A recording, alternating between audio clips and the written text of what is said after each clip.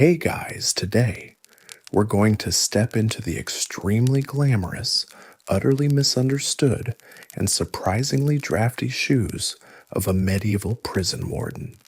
You'll rise with the sun, not because you're motivated, but because the prison rooster has perched directly outside your one slanted window and refuses to shut up. You'll fumble with a ring of iron keys bigger than your own hand and get your boots stuck in mud that's suspiciously warm. It's going to be a long, cold, slightly moldy day. And let's be honest, you probably won't survive this job more than a week unless you develop an unnatural fondness for cabbage body odor and endless bureaucracy. So before you get comfortable, take a moment to like the video and subscribe, but only if you genuinely enjoy what I do here. And while you're here, comment below where you're watching from and what time it is, because somewhere someone's trying to fall asleep next to a medieval dungeon wall. You might as well say hi. Now then, you awaken before dawn, though awaken might be generous. Your neck hurts from sleeping against a wall, and your straw mattress has mysteriously migrated halfway across the room. It's cold, not put on a cloak, cold. No, this is your breath floats in the air, and the rats are wearing tiny scarves, cold. You fumble for the key ring, a hefty contraption you've hung beside your boots. These keys are not cute.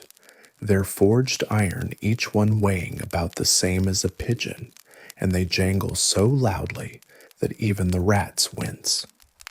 You mutter your usual greeting to them. Let's not have any breakouts today. One rat gives you a side eye. You take that as a no promise. As you trudge down the narrow stone hallway, your boots echo in rhythm with the flickering torchlight. The walls sweat. Not metaphorically, they are literally damp because some genius built the prison half over a marsh. Medieval architecture is 10% ingenuity, 90% shrugging and hoping for the best. You reach the outer gate just as the sky begins to blush with pale orange light. The gate creaks open like it's auditioning for a haunted house, revealing the empty courtyard. Your breath curls out in clouds as you cross the stones. Every footstep is a reminder you should have married the cooper's daughter and opened a barrel shop. You unlock the main cell block. The scent hits you immediately, an aggressive blend of sweat sour ale and something you've stopped trying to identify, but secretly fear is alive. You step inside. The iron doors lining the corridor groan in response as if annoyed at your punctuality. You mutter under your breath, "Morning to you too." One of the prisoners, a man called Tallow, for reasons you've never dared ask, sticks his nose through the bars. "You're late," he says, despite you being early. He smells like onions and dreams that didn't work out. You rattle your keys in response to your favorite nonverbal threat. It's more effective than you'd like to admit. As you begin your morning circuit, locking and unlocking the appropriate doors, checking for missing manacles, and nudging the occasional sleeping inmate with your boot, you begin mentally listing today's probable problems. Let's see. One guy will try to pretend he's dead again. You've seen more dramatic last breaths than a traveling puppet show. Another will ask about his trial, which isn't for another 6 months, assuming the scribe doesn't spill ink on the paperwork again. Someone will throw a cup of something, and you're just hoping it's water this time. You pass cell 3, where a man named Hal claims to be a noble who was framed by politics. He also eats bugs voluntarily and once tried to convince you his bed straw was speaking to him. You nod politely as he recites what sounds like legal defense mixed with poetry. The torch sizzles behind you, sputtering in protest at the damp air. You relight it with your flint and sigh. This prison, despite its imposing stone walls and dramatic portcullis, was built on optimism and patchwork. The hinges squeak, the locks stick, and the ceiling leaks whenever it rains, and sometimes even when it doesn't. You stop at the main junction and consult the wooden clipboard hung by a rusty nail. It's the schedule. You're supposed to prepare breakfast rations, conduct the first inspection, and visit Cell 9 to check on the incident. You don't know what the incident is, but if it's anything like last time, it'll involve at least one broken pot and someone swearing they saw a ghost. Again, just as you finish unlocking the supply room door, you hear a familiar sound, the clatter of something metal being dropped, followed by exaggerated groaning. Ah, yes, dead again prisoner. He's really selling it this time. Maybe you'll let him lie there a few minutes, build suspense. Historical fact, time medieval prisons weren't actually meant to hold people for long. They were mostly waiting rooms for punishment, execution, exile, fines. So your job isn't to rehabilitate anyone. You're basically an angry babysitter with a big ring of keys. Historians still argue whether medieval wardens had any formal training. Some say it was just passed down like a bad family recipe. Others think it was a noble appointment, a way to keep someone important busy without letting them near real decisions. Judging by your drafty quarters and chronic back pain, you're guessing it's the second one. Fringe tidbit. Some prisons used singing bowls or wind chimes to calm inmates.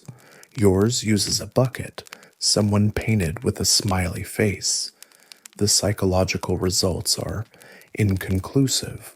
You swing the last door closed and exhale already tired, and it's barely past dawn. You head back toward your modest little office, or what passes for an office, when your desk is an upside-down barrel and your chair is technically a milking stool. It's time for breakfast. Not yours. Theirs. You've got an entire wooden shelf full of bowls carved by someone who clearly hated symmetry. You pluck one off the stack and go about ladling the morning ration, a stew made of cabbage onions, and something that once dreamed of being meat. You scoop it from the cauldron with a ladle shaped like a seasick goose, trying not to gag. This isn't food. This is regret boiled. The smell hits the corridor first, curling under cell doors and waking even the heavy sleepers. The groans of dismay follow a chorus of culinary dread. Someone yells, "Not again." Another mutters a prayer to whatever deity might deliver spiced sausages instead. You slide the bowls one by one under the bars, avoiding eye contact. If you make eye contact, someone will ask for salt. You don't have salt. You haven't had salt in months. The last time you had salt was when the steward visited and accidentally left his lunch sack near cell 5. The inmate licked the cloth clean. You return to your barrel desk and take out your own bowl. It's the same stew, technically. Yours has fewer weevils and slightly more onion. As you eat, the cabbage squeaks against your teeth like it's fighting back. You chew slowly, thinking about that one friend who became a brewer in town and probably hasn't smelled like mold since. Just as you begin your second spoonful, you hear it. The jingle, the chain jingle. You sigh and set your bowl down. Chain check. You light your lantern because your torch has gone out again and head down the central corridor to inspect the manacles. They're not decorative, unfortunately. Prisoners are supposed to be chained to the wall during certain hours, not for punishment, but for, well, honestly, no one remembers why. Tradition, maybe. Or because one guy escaped in 1323 using only a carrot and sheer confidence. You kneel beside cell 4. The prisoner there, nicknamed Mope, looks up at you with the expression of someone who expected better from life, but isn't surprised anymore. You test the manacle. It's loose. Not dangerously loose, but loose enough that Mope could, with enough squirming and maybe a little soap, slip free. You tighten it with a rusty wrench the size of a ham hock. Mope sighs. You pat his shoulder. "I'll loosen it for soup night," you whisper. He nods solemnly. In cell 6, however, the chains are the opposite of loose they've fused. The rust has decided it's now part of the architecture. You tug. Nothing. You pull harder. The wall groans. Dust falls in your hair. You give up and write a note, request blacksmith. Also soap. Also better wall. You move on to cell 8, where the prisoner has somehow cleaned his manacles to a mirror shine. You pause, suspicious. "You been polishing these?" you ask. The prisoner, a wiry man with too many teeth, shrugs. "Gotta keep busy." You nod slowly, unconvinced. Historical side note: prison hygiene was flexible. Some places allowed a weekly bath, others only if lice hit critical mass. But some prisoners, especially educated ones, took it upon themselves to keep clean, either for dignity or just to annoy the warden. You check the locks as you move down the row. One clicks too easily. One won't click at all. One appears to have been chewed. You don't want to know. By the time you finish, your knees hurt and your stew is cold. You slump onto your stool again and write a quick inventory. Chains needing replacement 3. Chains potentially edible 1. Chains cursed by prisoner superstition 2, probably. Chains you might trip over all. You pause as the bell outside tolls faintly. Not the big church bell, this is the smaller, sadder one. The somebody spilled soup in the corridor again bell. Time to mop later, or assign it to Hal, the bug-eating poet. You return to your office, relight the lantern, and glance at the schedule for the 3rd time today. It never changes, but you check anyway, hoping for a surprise like today, free cake. Spoiler, there is no cake. As you sip cold stew straight from the bowl, don't judge, no one's looking. You remember something important. Today's the day the bishop's nephew arrives. You sigh. You don't like noble prisoners? They come with demands, letters from relatives who can read Latin, and an air of fragrant superiority that clings like perfume made from old scrolls. You'll need to prep a special cell, probably scrub the walls, maybe even hide the rat with the gold tooth. Before you leave, you double-check your pouch of keys. Still there, still clanging like a skeleton's rave. You rise back, cracking in 3 places, and head out again. Historians still argue whether wardens were paid well or just compensated in privilege. You personally have not seen any privilege unless you count getting first pick of the bread ends. Fringe detail. In some Italian prisons, wardens wore bright cloaks to assert authority. You wear a burlap tunic that might once have been a potato sack. As you step back into the corridor, someone lets out a long, theatrical sigh from behind a door. You sigh back. It's going to be one of those days. The cell block is now fully awake, which is both good and very, very unfortunate. As you shuffle back down the central corridor with your key ring thudding against your thigh, Like a very judgmental pendulum, the place begins its daily symphony. Not the pleasant kind with harps and flutes. No, this is the cell block symphony. It begins as always with a deep, phlegmy cough from cell 1. He's been perfecting it for weeks, thinks it gives him character. From there, it spreads snoring, turning into groaning, into humming and humming, into what can only be described as interpretive throat singing from cell 7. You try not to flinch. Then comes the bucket song. There's always one prisoner today. It's Bruno the wheelwright who flips his chamber pot over and begins banging on it like it's a war drum. To his credit, he's got rhythm. To your dismay, it's always the same rhythm, let me out. One beat per syllable, over and over. Your left eye twitches. You reach cell 3 just as the second round begins, this time with a backup vocalist, someone wailing a Gregorian chant off key. You pause, knock once on the door with your knuckle, and say, "I will take the bucket. Do not test me." There's a pause, then a sheepish sorry. This is the musical portion of the morning. No one rehearses. Everyone participates. You can't prove it, but you suspect some prisoners have choreographed sections. Hal in cell 5 does twirls during the chorus, with his wrists chained, which makes it all the more impressive. You check the torches to have gone out and relight them with your flint. The walls flicker back to life, casting long shadows that dance like ghosts. And honestly, you're not entirely sure they aren't ghosts. There's a cold spot near cell 9 that never seems to go away. More on that later. You lean against the wall and just let it wash over you.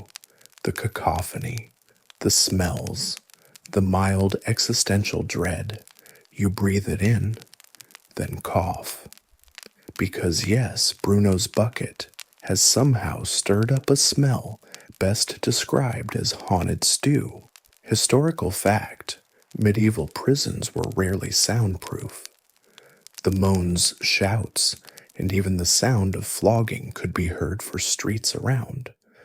Some chroniclers say nearby neighbors would complain constantly, especially when prisoners sang, argued, or conducted mock trials among themselves. That's right. Some inmates would assign roles and stage fake trials for fun. You've seen it. It's always chaotic. The rat is usually the judge. You continue your walk, ducking under a low archway where the ceiling's crumbling slightly. You mark it with chalk fix before it falls on someone important. You don't specify who. If it's Bruno, you'll just say natural consequences. As you round the next corner, you find your least favorite surprise of the morning, a puddle. A large, suspicious puddle. It hasn't rained in days. You lean in, smell test, too brave. You recoil. It's not water. You shout down the corridor, "Did this?" Silence. Then one very nervous cough. Then a voice. Technically, it was an accident. Technically, you respond. You're cleaning it with your tunic. A groan. Yours, not mine, you clarify. You detour back to your supply cupboard for straw and lime, which you generously sprinkle over the offending liquid, muttering the whole time. This wasn't in the training manual, mostly because there was no training manual. Your predecessor retired by climbing out the window and disappearing into the woods. No one even asked questions. They just handed you the keys. Fringe tidbit, some medieval prisons actually had musicians on staff to soothe the condemned or entertain the wealthy inmates. You unfortunately have Bruno. One of the prisoners begins clapping slowly. Another joins. Now it's a full applause. You take a bow. Why not sometimes sarcasm is all you've got? Historians still argue whether prison wardens held any real power or were just glorified janitors. Today, as you scoop up a bundle of soiled straw with a bent pitchfork, you're strongly leaning toward janitor. You pass by the scribe's cell next. Technically, he's imprisoned for fraud, but he still keeps records for you because you have terrible handwriting and an allergy to ink. He pokes his head out as you walk by. You'll be happy to know we're up to 4 escape attempts this month. Only 4. One was a misunderstanding involving a laundry line. You sigh and nod. Put it on the board. There is a board. A chalkboard nailed to the mess hall wall. It has 3 columns: escapes, fake escapes, and funny escapes. The last one is Bruno's doing. He once convinced everyone he'd vanished by lying under his mattress for 6 hours. No one questioned the smell. Just as you turn to head back to your office, someone starts whistling. A jaunty little tune. You pause. You like this tune. It's from a tavern you used to visit. You turn toward cell 6 and raise your eyebrows. Nice, you say. Thanks, the prisoner responds. It's about pickling eels. Everything in this job eventually comes back to eels. You smile briefly, then keep walking. The song lingers behind you, echoing down stone halls that have heard centuries of laughter weeping and very questionable bucket percussion. The symphony plays on. You decide to brave the storeroom next, which is ambitious really considering it's less a room and more of a stone closet full of suspicious sacks and a smell that could peel paint. You duck through the arched doorway lantern, in one hand, your other hovering protectively near your nose. It's always a gamble in here. Sometimes the stench is onions, sometimes spoiled oats, and once memorably what you later identified as a decomposing shoe. You set the lantern on a shelf and do a quick visual scan. Wooden crates line the walls marked in charcoal bread meat beans and the ever-mysterious other. There's also a stack of something that may once have been turnips, but now resemble petrified goblin heads. You tug the lid off the meat crate and immediately regret it. No one tells you just how many shades of gray meat can become when stored improperly in damp weather. It sloshes. It should not slosh. You quickly replace the lid and make a mental note to assign this crate to the prisoners who make puns, especially the one who keeps calling himself Sir Lox-a-Lot. You turn to the bread, hoping for better. You find about 20 loaves of medieval prison bread, flat hard, and somehow capable of absorbing humidity without becoming soft. You tap one on the shelf. It makes a dull thud. You try it again. The same sound. You start to wonder if this is in fact actual bread, or if someone swapped it with building bricks as a prank. Historical fact: prison food in medieval Europe varied wildly depending on your status. Nobles got wine pheasant, even chessboards made of marzipan. Poor prisoners, moldy bread and bean water. The idea was less about nourishment and more about keeping you alive, just long enough to get punished. Comfort was not the goal. You continue sorting. A bag of dried beans bursts as you move it, beans scattering across the stone floor like startled beetles. You sigh and begin scooping them back in by hand because sweeping is a luxury activity around here. As you work, you notice something odd. A very fat mouse is sitting on top of the grain sack, watching you like a landlord checking rent. He does not flee. He nods. You pause handful of beans and nod back because it feels rude not to. Fringe tidbit. In some medieval jails, prisoners were allowed to keep pets, usually cats to manage rats, but occasionally mice or even birds. There's a documented case in France where a prisoner trained a raven to bring him scraps from the kitchen. You do not have a raven. You have this mouse whom you now name Sir Crumsworth. You toss him a bean. He catches it. Your bond is sealed. You rise and dust your knees, then grab a sack labeled root vegetables, only to find it contains exactly one sad carrot and what might be a radish or a very small potato wearing a helmet of mold. You bag up what you can salvage and slam the storeroom door shut, sliding the iron latch with more force than necessary. It echoes satisfyingly down the corridor. A prisoner somewhere yells, "Earthquake." You respond, "No, just inventory disappointment." Back in the hallway, you haul the sacks toward the prep bench just outside the kitchen alcove. The cook isn't in yet, that's fine. The cook is also a prisoner and only shows up when he wants to bribe you for slightly better cell conditions. Last week, he gave you a boiled egg. It tasted of despair and faint soap, but it was still a boiled egg. As you portion out root vegetables for tomorrow's stew, emphasis on root not vegetable, you hear a familiar clang. You freeze. That's the door to the grain bin, the one that sticks, the one that hasn't been opened in weeks. You turn slowly. It opens a crack. A single rat emerges dragging what appears to be an entire breadcrumb. You make eye contact. The rat does not blink. You nod. It vanishes into the shadows.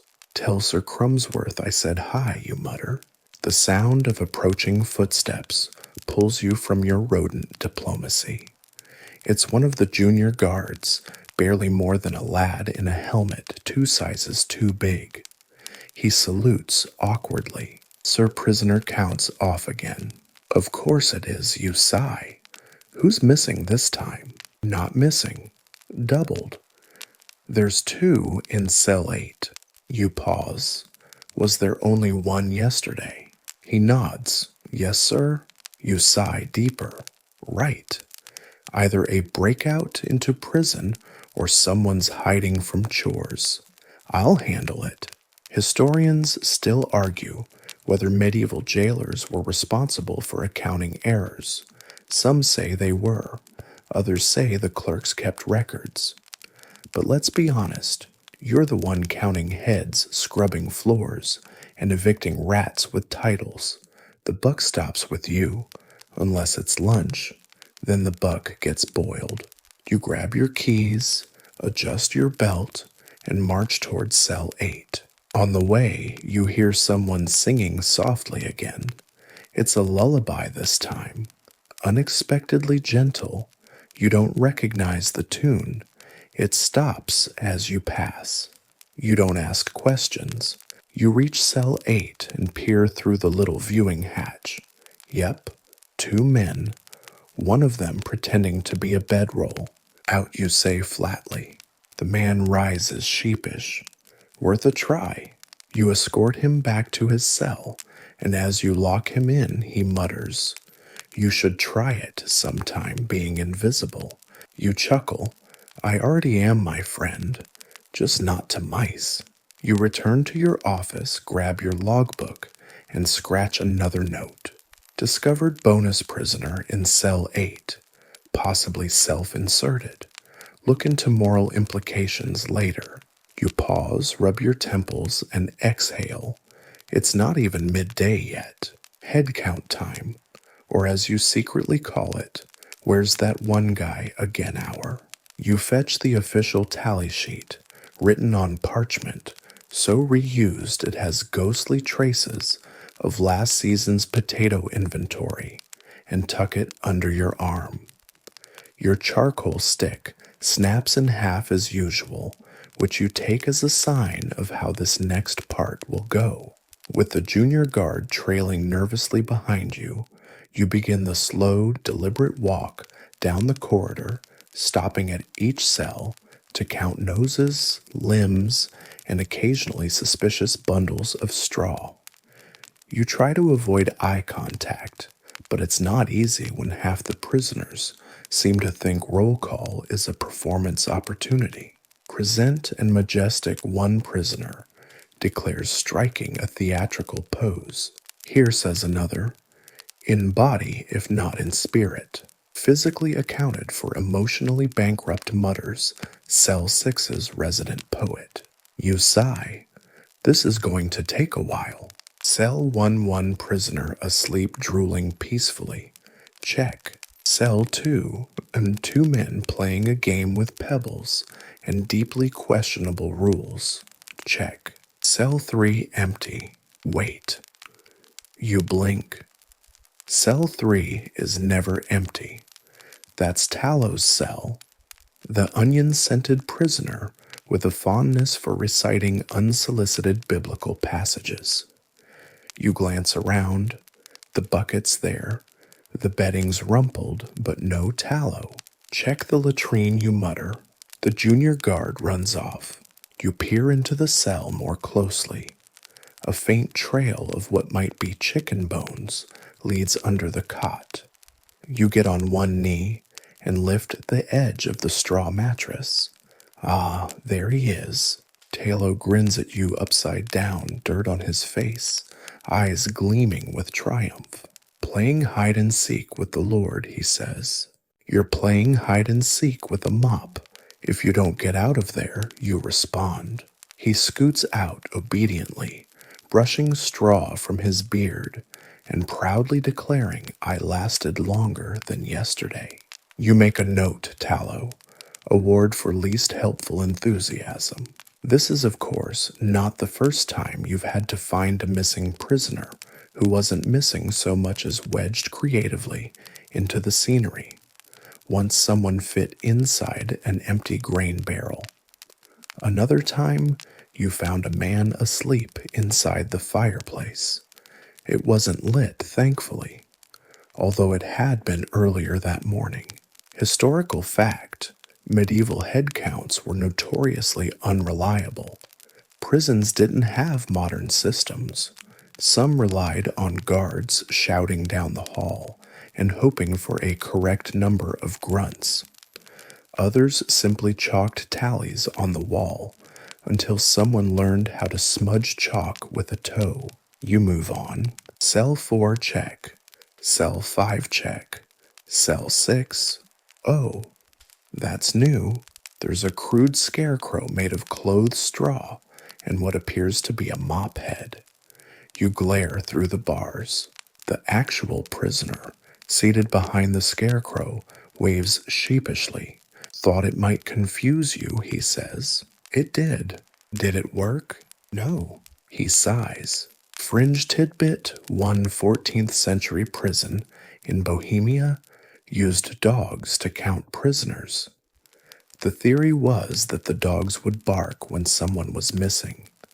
In practice, they barked constantly, especially at soup. You continue. Cell 7. 2 prisoners playing a game of who can make the other blink first. You tap the bars. Both blink. Draw, you declare, and they nod solemnly. Cell 8. Proper head count now. Both men still sulking after the earlier incident. Cell 9. Empty. You blink again. Cell 9 shouldn't be empty. You just checked it an hour ago. You unlock the hatch. The cell is dark. The torch in this corridor has gone out again, leaving only your lantern's flicker. You step closer, very slowly, and then with a loud "Imrow," something leaps from the darkness. You stumble backward, nearly tripping over the junior guard, who has reappeared holding a sloshing bucket. The creature lands. It's a cat. just a cat. Orange, scruffy, and extremely smug. The guard looks at you. Sir, you straighten your belt. Cell 9 now belongs to the cat. Should I note that? Yes. Add him to the tally. Name him Constable Whiskers. Is he a prisoner or staff? You pause. Undecided. Historians still argue whether animals were used officially in medieval prisons, while rats, cats, and pigeons certainly visited no records confirm employment. Though frankly, Whiskers seems more competent than at least 2 guards on payroll. You finish the tally at last. Total count 23 humans, 1 cat, 1 scarecrow decoy, and several rats who refuse to state their intent. You return to your office and scratch the results into your logbook, right beneath the heading Head Count. Probably accurate this time.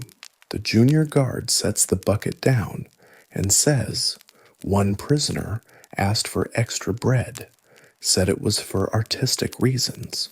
You nod. Let him have it. If he carves the Last Supper into it again, I want to see the new version. You sit down at your barrel desk, flex your sore fingers, and take a sip from your water flask. It's warm and faintly cabbage flavored. You don't question it anymore. It's almost time to prep for the bishop's nephew. You check your key ring again. Still jingly, still heavy, still the closest thing you have to job security. It's time to prepare the special accommodations for the bishop's nephew. You roll your shoulders like a man about to carry something heavy, which in this case is mostly your dignity and a straw mattress. You head to the far corridor, the one with the slightly higher ceilings, the less moldy walls, and the faint smell of old incense, which makes it technically the luxury wing. You unlock the cell at the end. This one has a window. Sort of. It's more of a gap between 2 stones where a pigeon once nested, but it does let in a sliver of light, and unfortunately wind. You sigh. The bishop's letter was clear. My dear nephew, recently convicted of a minor indiscretion involving goats and a misinterpreted sermon, must be kept in dignity befitting his station. Provide clean bedding, no straw mites. If you have goose down, that would be ideal. You look down at the existing mattress. It crunches when you poke it. Right. Let's fix this. You shuffle back to the storeroom, bypassing the meat crate of despair and heading straight for the bedding shelf. It contains 3 straw mattresses, all of which have seen better centuries. You select the least collapsed one, shake it outside, dislodging 2 beetles and something that might have been a monk's bookmark, and begin hauling it back to the luxury suite. Along the way, you are stopped by the cook, who hands you a wooden bowl and says, "This is the good porridge." You look inside. It's slightly less gray than usual. Why is this good? I added cinnamon, probably, or pepper. Excellent, you say flatly. I'll give it to the bishop's nephew. Is he allergic to goats? The cook asks. You blink. Why? No reason, says the cook, and disappears into the shadows like a flowery wizard. Back at the luxury cell, you replace the mattress fluff, the straw, with your foot, and set the bowl on the floor beside the bucket, which is thankfully one of the less cracked ones. You even fold an old tunic and pretend it's a towel. You consider lighting a candle, but remember what happened last time. Flaming Harold in cell 2 still can't grow eyebrows. You step back and assess your work. For medieval standards, it's practically a spa. You half expect the bishop's nephew to request a foot massage next. Historical fact. Nobles imprisoned in medieval times were often granted better accommodations than the average peasant. This could include private cells servants, and in rare cases, visits from loved ones or physicians. Of course, the definition of better still involved rats, but at least fewer of them. You return to your office only to find a scroll waiting on your desk, a wax seal, the bishop's crest. You break it open and read. Treat him gently. Provide access to prayer books, no garlic, and under no circumstance allow singing from other cells to disturb him. He is sensitive. You laugh out loud. Sensitive, you mutter, underlining the word in your mind with sarcasm. You head down the corridor toward cell 14, where the resident tenor, known only as Philip the Warbler, has already begun warming up his pipes. You rap on his door.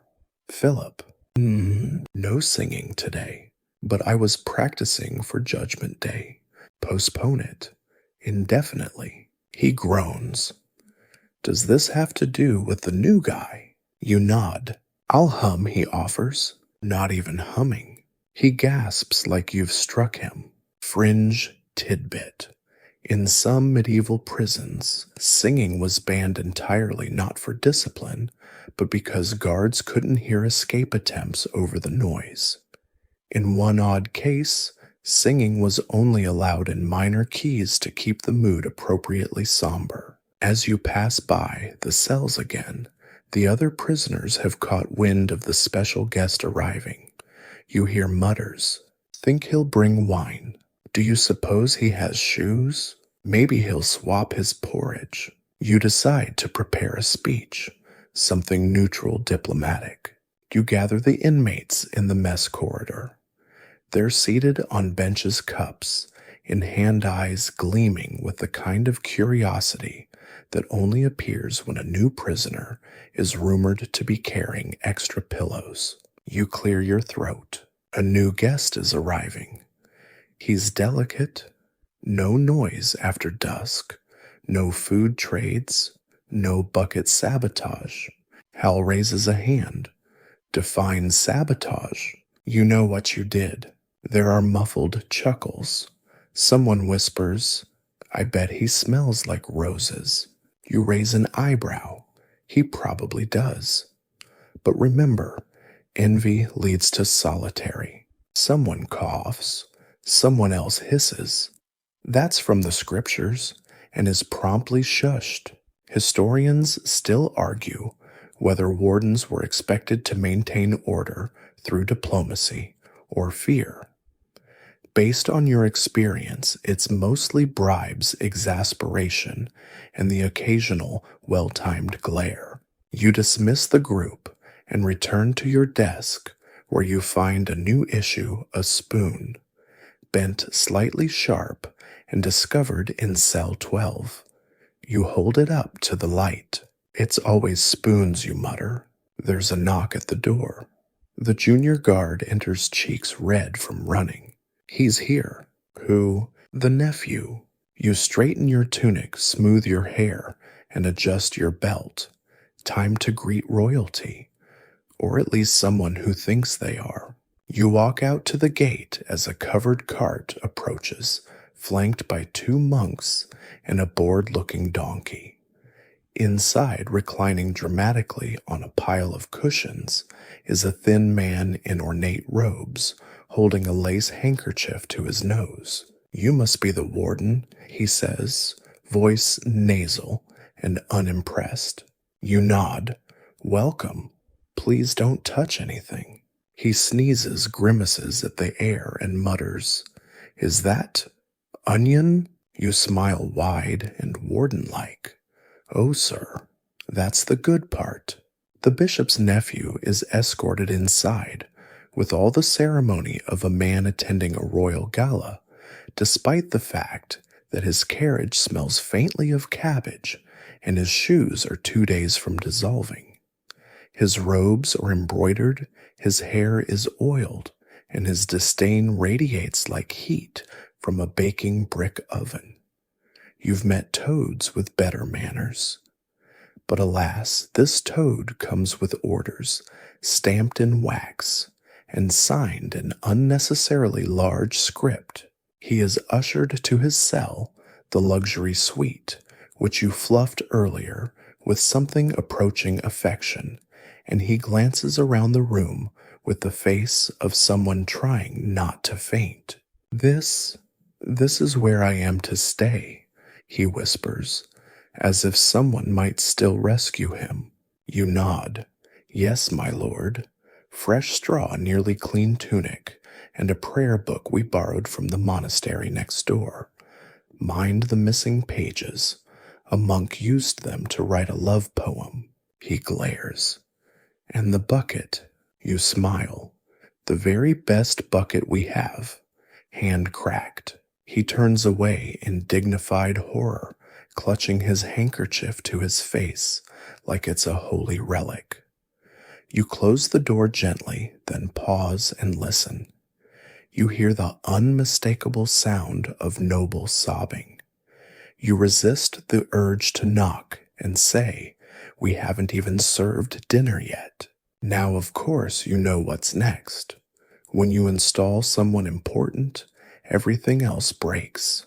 It's like the building itself senses vanity and wants to humble it. Sure enough, you head toward the outer wall to inspect the public stocks, and you're greeted by a sad, crooked sight. One of the uprights has collapsed. Again, you walk up, prod it gently with your boot, and it groans like a man who's seen too much. The town square stocks are supposed to be used once a week as a kind of public embarrassment engine. In theory, they promote order.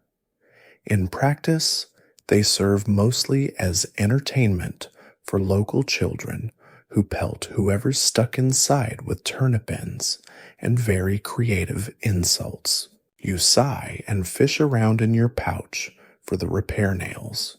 You don't find nails, but you do find a note from Bruno that reads, "Please oil the hinges." They're louder than Philip. You scratch your head, kick the stocks upright, and make a note on your parchment, "Fix stocks." Again, glue optional, nails hopeful. Historical fact, public punishment devices like stocks and pillories were common throughout medieval Europe, and yes, they frequently broke. Some towns even hired full-time carpenters to maintain them, though in smaller villages, the job often fell to someone like, well, you. You crouch down to inspect the wood more closely and notice something unexpected. Someone's carved their name into the base, not once, but 37 times. You squint. It's Bruno. You call over a passing guard. Is Bruno bored again? He taught himself how to juggle yesterday, sir. With what? Chamber pots. Tell him to stick to carving. You secure the broken hinge with some twine, add a rock for balance, and step back to admire your absolutely average craftsmanship. It'll hold at least until someone with ankles uses it again. As you walk back toward the inner gate, you spot a few townsfolk loitering near the entrance. They nod to you, then whisper to each other, eyes darting toward the prison. You raise an eyebrow.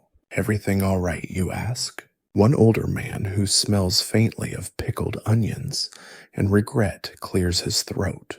Heard you've got a noble inside. Just a nephew, you reply. A very sneezy nephew. They nod again. One of them tips his hat. Let us know if he wants a cake. We bake sarcasm into the frosting. You promise to pass it along. Back inside, you check the roster again. The afternoon's supposed to be quiet. A little mail sorting a few check-ins, and maybe a quick sit on your stool with a warm mug of something that only pretends to be tea. But before you even reach your office, someone tugs on your sleeve. It's one of the younger prisoners, looking wide-eyed and breathless. "Sir, the stocks are leaning again. I just fixed them. I think someone sat in them upside down." You close your eyes and count to 10, then 15, then consider becoming a monk. Fringe tidbit. In some medieval towns, the stocks became so unpopular they were turned into community seating. Seriously, people would rest on them during festivals. Public punishment meets public convenience. As you turn to address the latest stock incident, a gust of wind blows in through the main gate, rattling the hinges with a dramatic clang. From the far hallway, you hear the bishop's nephew shout, "Do you have no insulation?" You shout back, "We do." His name is Hal, and he's very warm if you hug him. No response, just a horrified silence. Historians still argue whether noble prisoners were a blessing or a curse for prison staff. On one hand, they brought attention, resources, and sometimes better food. On the other, they complained so loudly that some wardens requested transfer after a week. You're not ready to quit yet, but if he asks for goose-down slippers, you're digging a tunnel and joining a traveling puppet troupe. You finally reach your office, sit down, and take a deep breath, the kind that says, "Maybe I'll just stare at the wall for 10 minutes.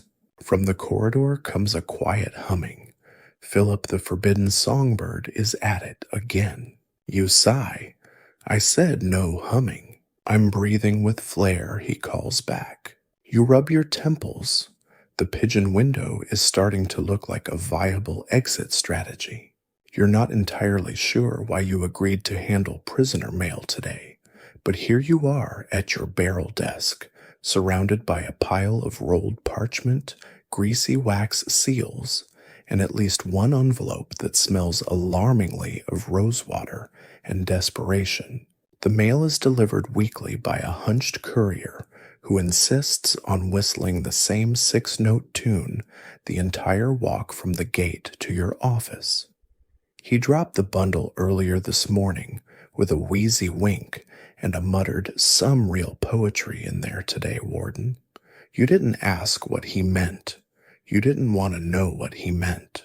You unroll the first scroll only for a pressed flower to fall out.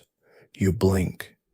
It lands face up on your paperwork, a cheerful yellow smear of sunshine on top of a list of recent spoon-related incidents.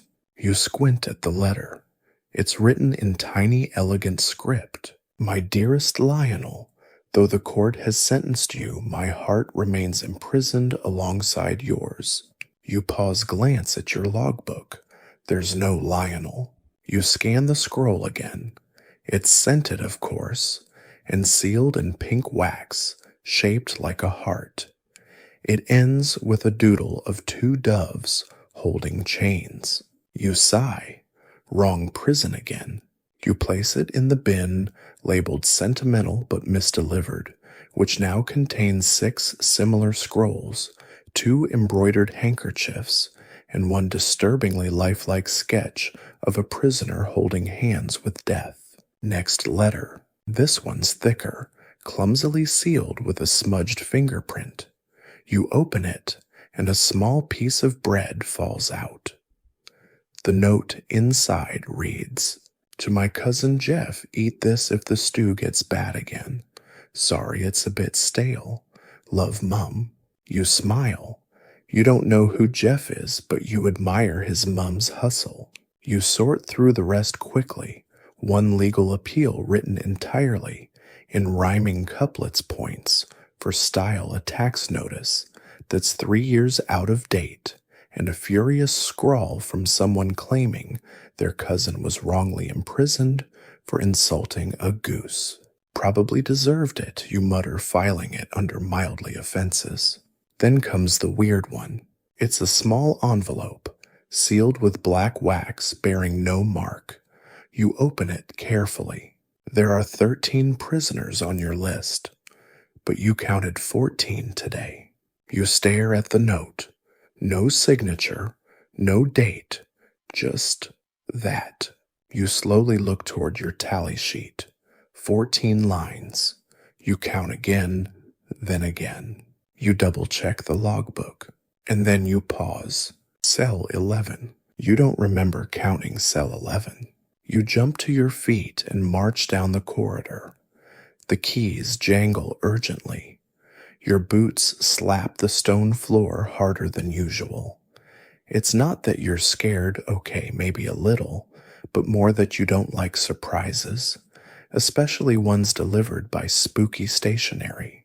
You stop at cell 11. You peer in. A man stands inside, tall, still, staring directly at you through the bars. You frown. Name, no reply. You check the parchment again. Cell 11 is listed as vacant. You blink. Right. Nope. You shut the viewing hatch and make a sharp note on your clipboard. Cell 11. Phantom booking, investigate when braver. Fringe tidbit. In some medieval prisons, extra cells were left empty on purpose as a deterrent rumored to house ghosts, demons, or the restless souls of the wrongly condemned. Whether anyone actually believed this is debated, but it did tend to keep people from wandering. You return to your office and try to shake it off. Probably just a mix-up, someone assigned to the wrong cell, or maybe Hal got bored and found a disguise kit. To reset your nerves, you move on to the outgoing mail. First up, a letter from Philip the Warbler to a local choir group. You don't read the whole thing, but it contains the phrase, "Prison acoustics are tragically underappreciated." You admire his optimism. Next, a series of doodles from Bruno, mostly portraits, of guards drawn with turnips for noses. You briefly consider returning them for edits, but you also really want to see if he's done the bishop's nephew yet. Historical fact mail from prisoners was often inspected before being sent out. In some jails, anything too seditious or romantic was confiscated. Occasionally, secret messages were hidden in drawings or recipes. One letter famously smuggled a lockpick diagram disguised as a shepherd's pie. You seal the approved scrolls and pass them off to the courier, who tips his floppy hat and promises to deliver them with flair. He then attempts to bow, nearly falls over, and mutters something about the cobbler's mead being too generous. As he exits, you sit back in your stool and allow yourself 1 minute of silence. Just one. You close your eyes. The office is quiet, almost peaceful. Then you hear it a loud clang from the gate, followed by shouting. You rush to the window and see a young messenger, red-faced and breathless, waving a scroll. You meet him halfway down the corridor. Message for the bishop's nephew, he pants. Urgent. You accept it and glance at the wax seal. Gold. Embossed. Fancy. You trudge to the nephew's cell and knock politely. He opens the slot himself. Robes fluffed, one eyebrow arched dramatically. You have mail, you say. He holds out a gloved hand. You hand it over.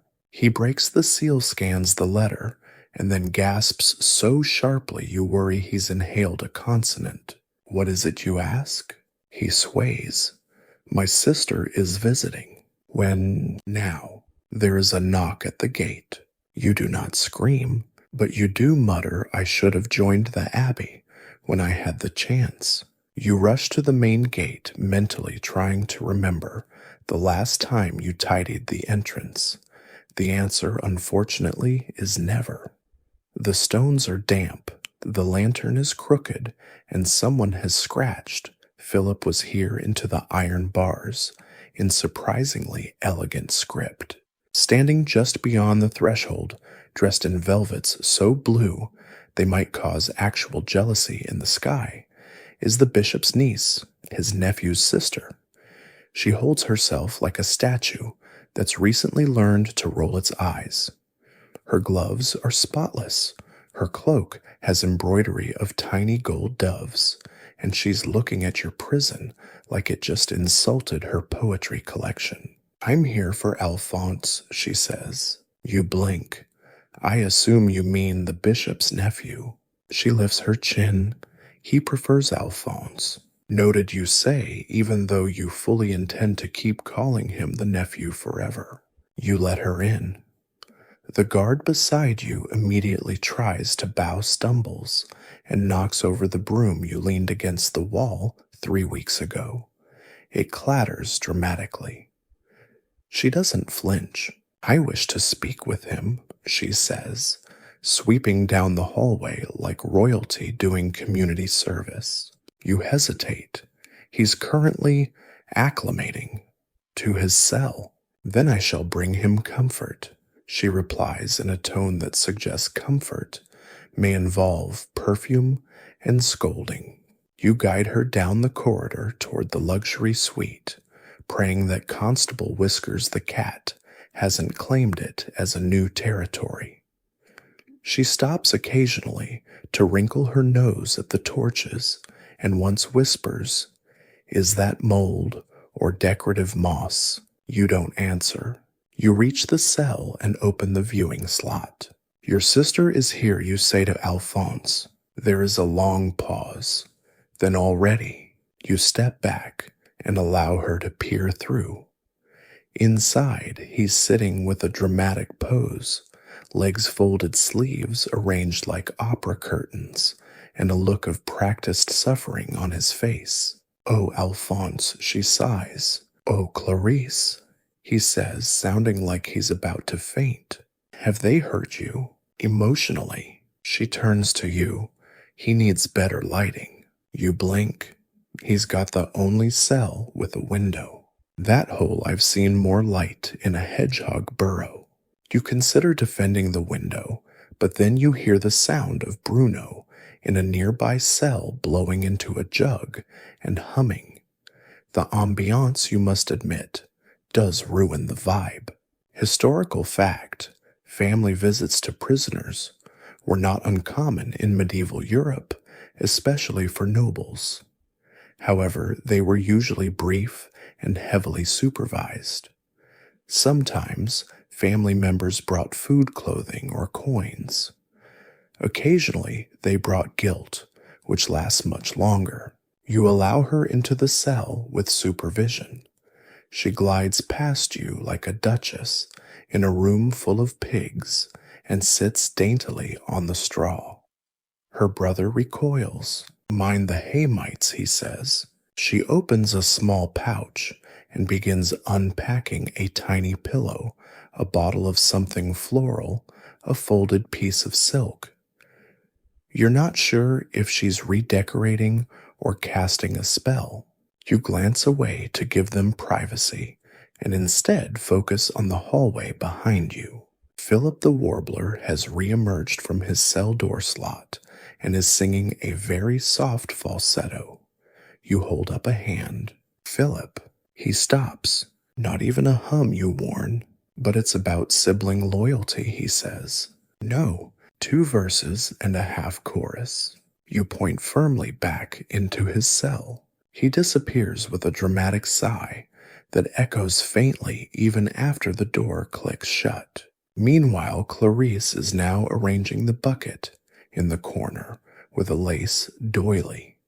Where she got the doily is a mystery you're not ready to solve. She stands and dusts off her gloves. "I shall return tomorrow with fresh linen and reading material, and possibly an herbalist." This place is a cry for help. You laid her back to the gate. She pauses before exiting, pulls out a small scroll, and hands it to you. "Here's a list of dietary restrictions," she says. "He cannot eat turnips, onions, or anything that has thoughts. Thoughts, things that look like they might speak to him."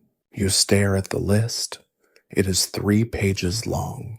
She sweeps out the gate without waiting for a response.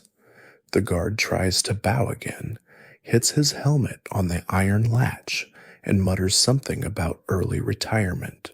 You close the gate behind her and sigh deeply. Fringe tidbit, it's rumored that some noble prisoners were so particular about their meals that local cooks were summoned to jail to prepare them. In one bizarre 15th century case, a count insisted on 5-course meals, complete with a personal lute player. He was eventually transferred not to another prison, but to a monastery where the monks had better acoustics. You return to Alphonse's cell. She's gone, you say. Finally, he whispers, "Do you have any wine?" No. Perfumed water? Also no. He sighs like he's just been told the sky is canceled. You leave him to his thoughts and his scented bucket.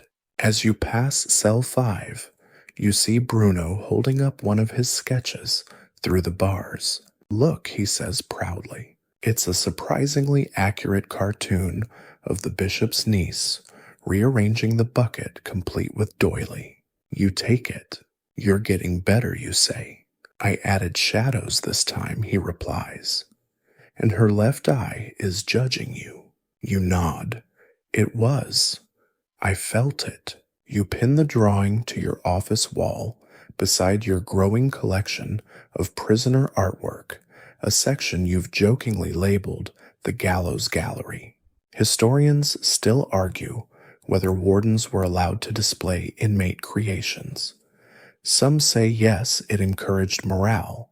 Others claim it was strictly forbidden. You personally think it adds character, especially the one where someone drew a cat as the true warden wearing a tiny crown made of keys.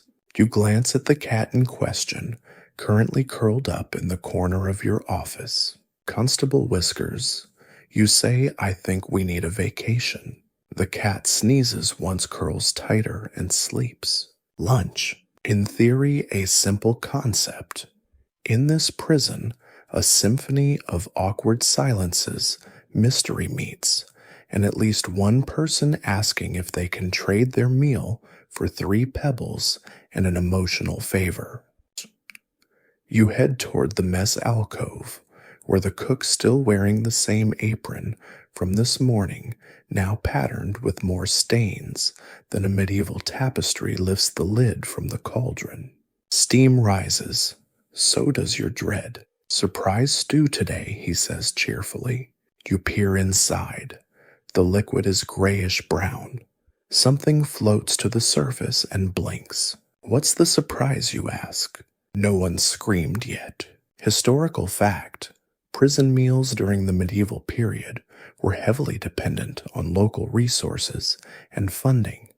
Most meals were gruel-stale bread and occasionally a vegetable of dubious identity. Richer prisoners could sometimes bribe their way into slightly better meals, often provided by family members or sympathetic clergy. You begin organizing trays. Each one gets a scoop of stew, half a chunk of bread, and a wooden spoon that looks like it's been whittled by a man in emotional crisis. You carry the first few trays down the corridor, unlocking each cell window hatch as you go. Cell 2, no complaints. Cell 3 prisoner sniffs the stew, shrugs, and pours it into his boot for later. You don't ask. Then you reach cell 6, Alphonse. He stares down at the tray like it's been served to him on a bed of thorns. "What is this?" he says, voice trembling. "Stew," you reply. "Of what?" You hesitate. "Root ambition, boiled dreams, and trace amounts of parsnip." He recoils. "Does it contain flavor?" "Not intentionally." You slide the tray through and close the hatch before he can issue another complaint. "Clarice will hear of this," he calls after you. "I'm counting on it," you reply. Further down the corridor, the more seasoned inmates accept their meals with varying degrees of sarcasm. Philip the Warbler sniffs his bowl and says, "Is it ethical to eat something that might be thinking?" Hal simply holds up a spoon and salutes. Then comes the daily negotiation. Bruno has started a lunch swap ring. He's got Pebble's old socks, a very small tin whistle, and one chicken bone carved into the likeness of the Warden, flattering if inaccurate. "I'll trade my stew," he says, "for this whistle and a secret about tallow." You raise an eyebrow. What kind of secret? He thinks the stew is holy water. You take the whistle and walk away. You don't even like whistles. You just don't want him to have it. Fringe tidbit, some medieval prisoners actually formed their own economies, trading bread favors and stories for better treatment or small luxuries. There are even records of inmates hiring scribes to write love letters or religious pleas for them, usually paid for in dried figs or combs made of bone. You pass the last cell where a very old man named Bertram is quietly feeding his stew to a mouse. "That's Sir Crumsworth," you say. Bertram nods. He likes the chewy bits. You pause.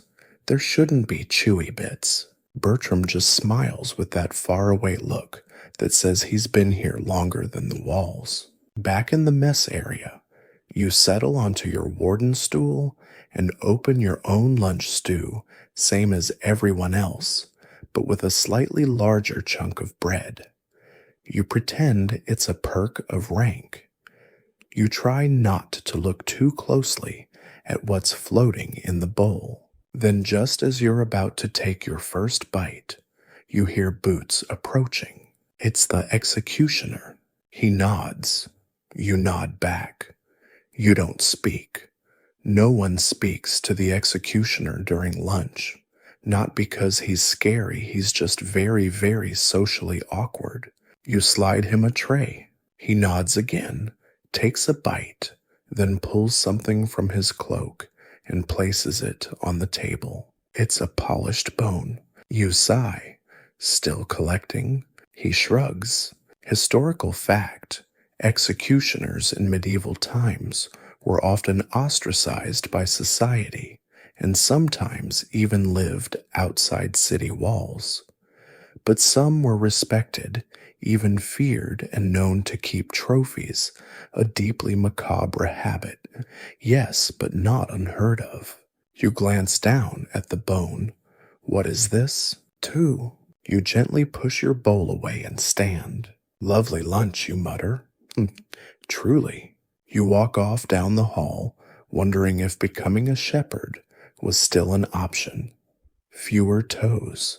As you make your rounds again, you spot a prisoner new guy, cell 12, staring intensely at his wall. He's been sketching with a piece of burnt stick. You peer in. He's drawn an entire mural of the courtyard, including you, with birds. "Do I really look that pointy?" you ask. He nods. It's a style. You sigh. Try not to draw the executioner. Too late. You hear the faint whistle of air through the corridor as the wind picks up outside. The whole place creaks like a ship under strain. Somewhere in the deeper cells, a prisoner starts softly singing again. You don't stop him this time. You know what comes after lunch. Regret, and also inspection.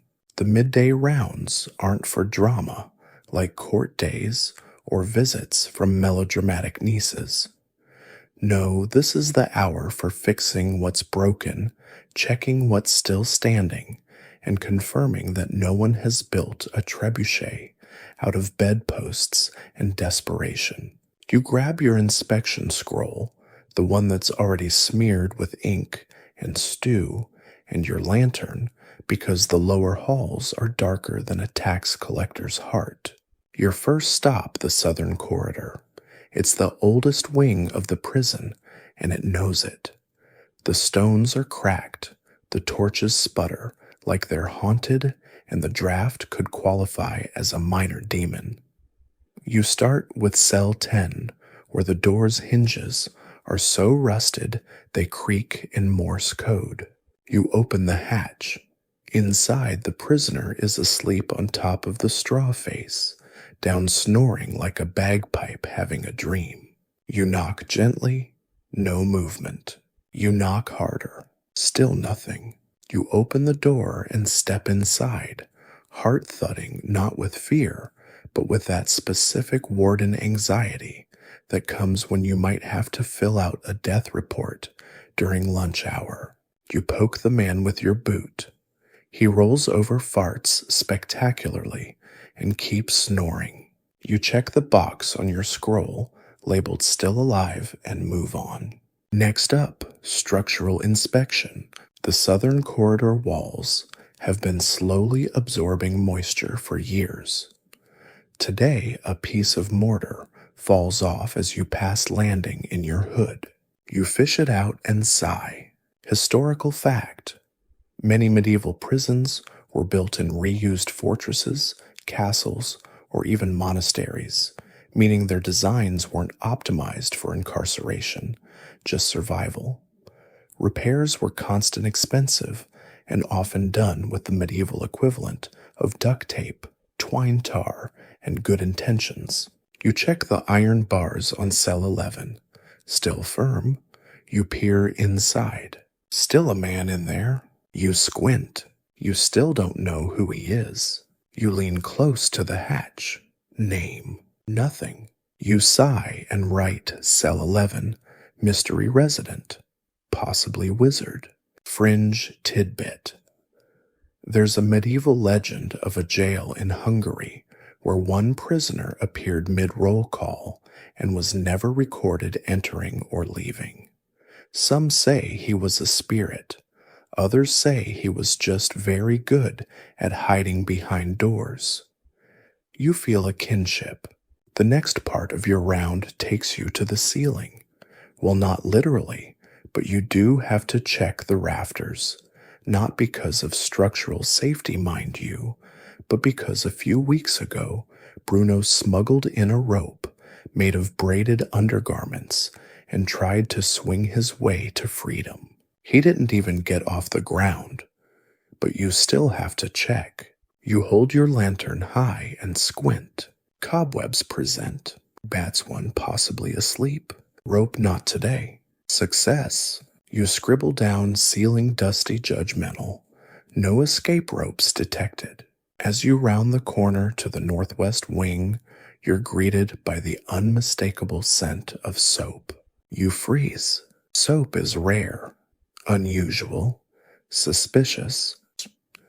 You approach cell 4, where the prisoner, an older man with suspiciously clean fingernails, is humming quietly and scrubbing his bucket with a rag. You raise an eyebrow. Where did you get soap? He glances up sheepishly. Made it. You blink. Out of what? Bit of fat, bit of lie, bit of leftover stew. You hesitate. The stew has lie. No, but it smells like it does. You make a note, cell 4, homemade soap. Observe for alchemical tendencies. As you move on, you spot Philip the Warbler crouched by the cell bars whispering into the hallway.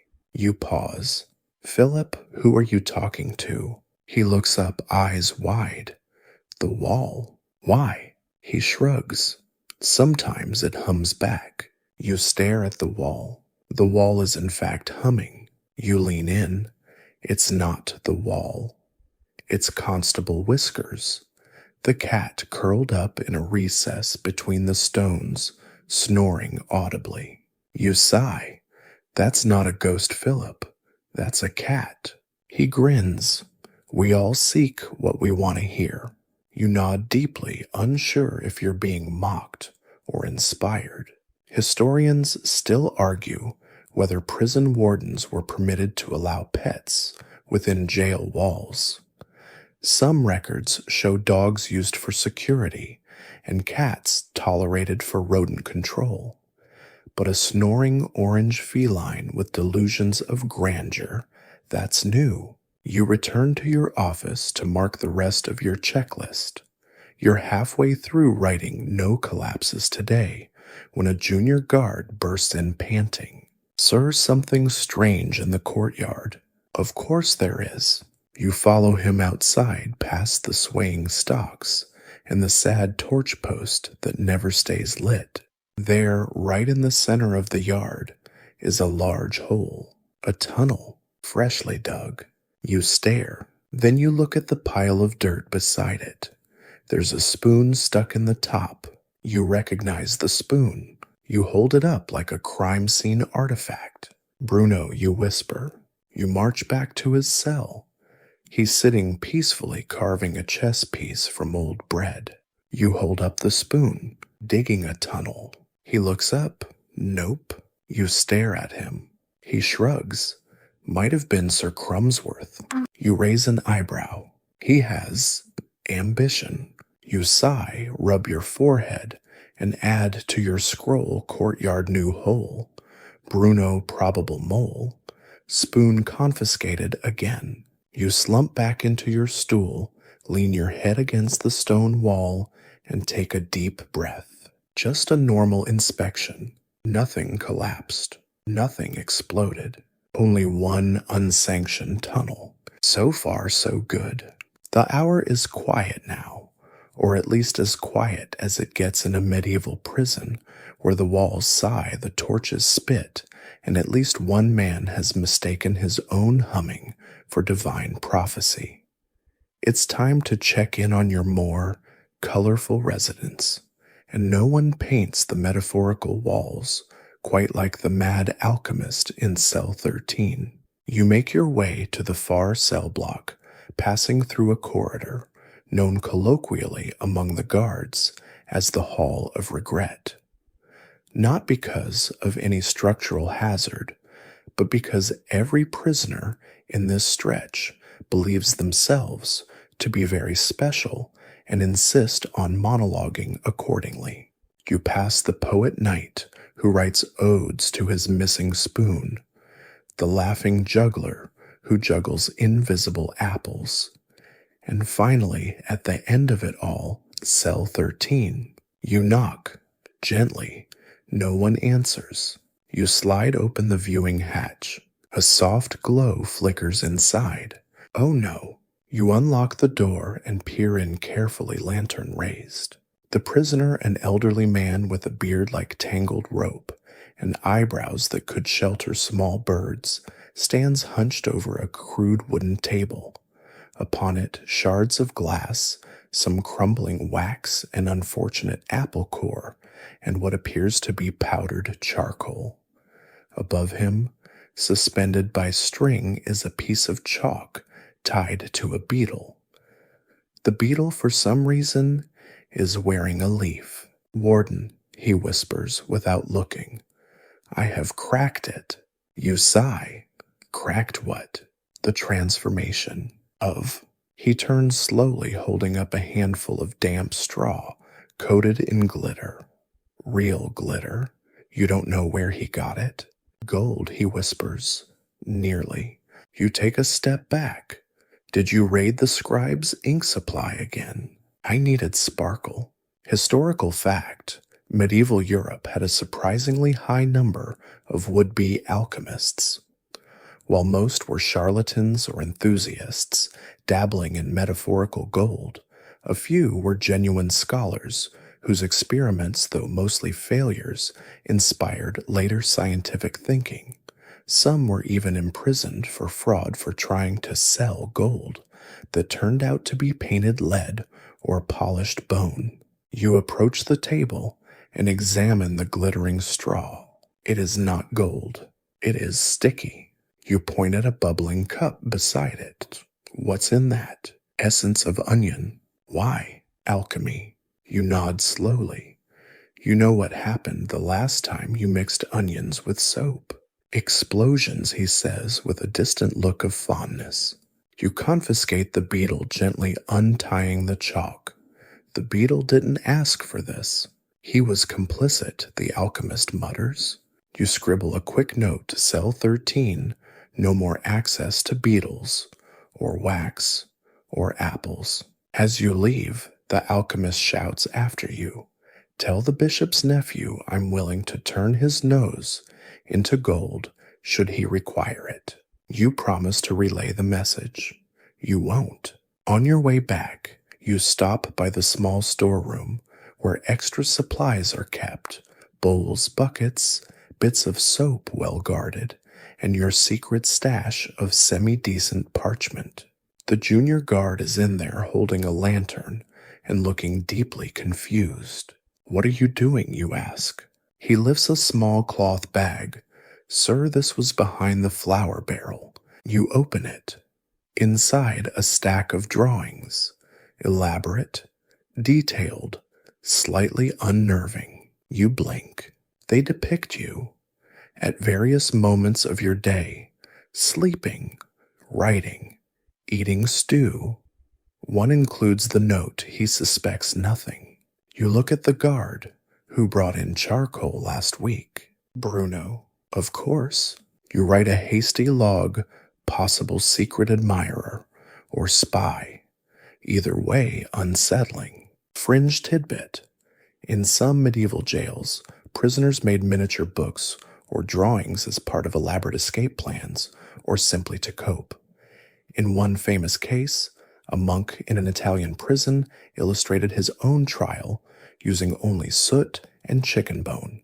The trial lasted 2 hours. The illustrations took 3 years.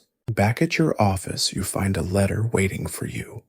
A new one, sealed in green wax. You groan. "Not again." You open it. "To the Honorable Warden, it has come to our attention that one of your prisoners, an alchemist, has claimed success in transmuting straw into gold. Should this claim be true, a royal inspection may be in order." You stare blankly at the parchment. You reread it. You reread it again. "No, absolutely not," you whisper. You pull a new piece of parchment and scribble, "Dear Council Correction, it was not gold, it was glitter, and the beetle was a victim. Please do not send anyone with expectations. We barely have beds, let alone alchemy." You seal it, hand it off to the courier with firm instructions not to embellish anything. The cook passes by as you do and says, "We're out of onions." You sigh. Give the alchemist a day off. That should buy us some time. As you slump back into your stool, the candle flickers above your desk, casting strange dancing shadows. You glance toward cell 13. He's singing now. Something slow, something oddly soothing. You close your eyes and breathe deep. You're still alive. The beetle's free. And the glitter, well, you'll find it in your boots later. Just another day. You return to your stool, now slightly glittery from the alchemist's straw. You tell yourself it adds character. You also tell yourself it isn't contagious, though you've noticed the cat sparkling suspiciously. Constable Whiskers sleeps on, unaware that he may be the first feline in history to accidentally get involved in medieval transmutation theory. You stretch your legs, crack your knuckles, and just as you're considering 5 minutes of blissful nothingness, there's a sharp bang at the door.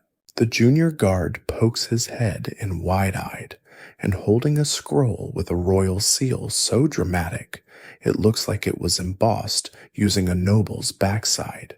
"New decree," he says, breathless. "From the capital." You take the scroll, roll your eyes, and read it aloud with the kind of enthusiasm normally reserved for dental visits.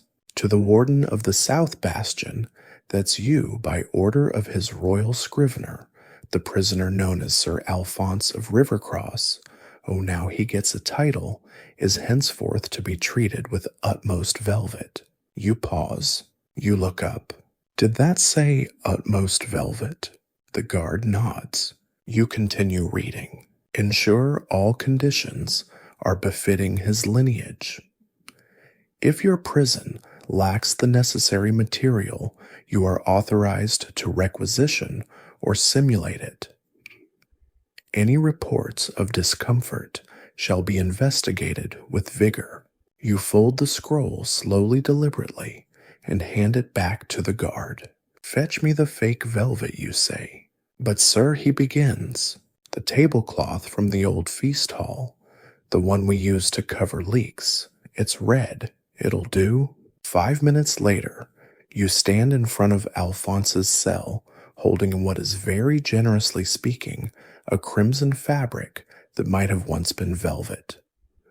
More recently, it served as a curtain, a tent flap, and once as a toga for a drunken New Year's goat race.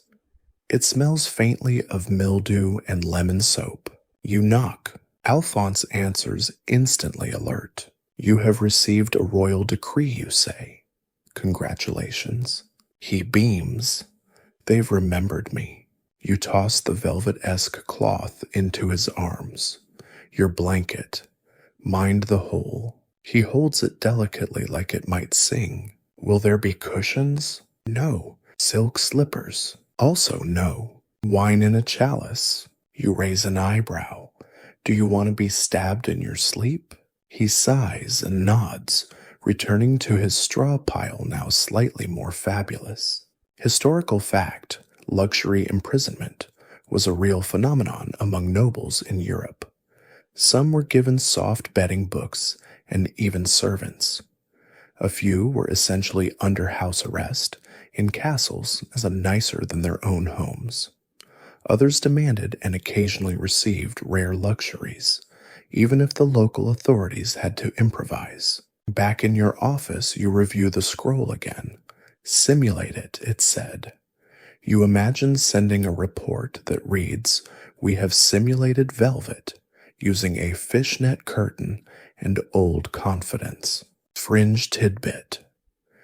There was a case in 1491 where a duke demanded his cell be painted blue to match his eyes. The warden complied with blueberry mash. The duke went blind for 3 days and swore vengeance, but forgot midway through writing the complaint. You stand up to inspect the rest of the upgrades that Alphonse might expect. You pass through the armory mostly empty these days, except for a pike with a wobble and a dented helmet that smells like cheese. You consider converting it into a noble tea room. You discard the idea as soon as you remember the alchemist once tried to brew teas using iron filings and onion juice. You pass by the kitchen, where the cook is now stirring a pot, using a stick instead of a spoon. Why the stick, you ask? Someone took all the spoons. Was it Bruno again? No. Someone labeled them alchemical devices and left a diagram. You sigh, and you didn't stop them. The cook shrugs. I'm not paid enough to get between a man and his false science. You shake your head and continue on. In the laundry corner, a term you use loosely, as it contains a single tub and a line of permanently damp underpants, you find an old curtain rod and a pillowcase. Inspiration strikes. 10 minutes later, you have assembled something that could reasonably be described as a noble privacy screen. You install it in front of Alphonse's cell with dramatic flair. He gasps. A partition. For your dignity, you mutter. He pulls it closed like a man preparing to change costumes for Act 2. Just then, the junior guard returns, looking hesitant. Sir, we have another letter. No, you say automatically. It's from Clarice. You groan. You unroll the note.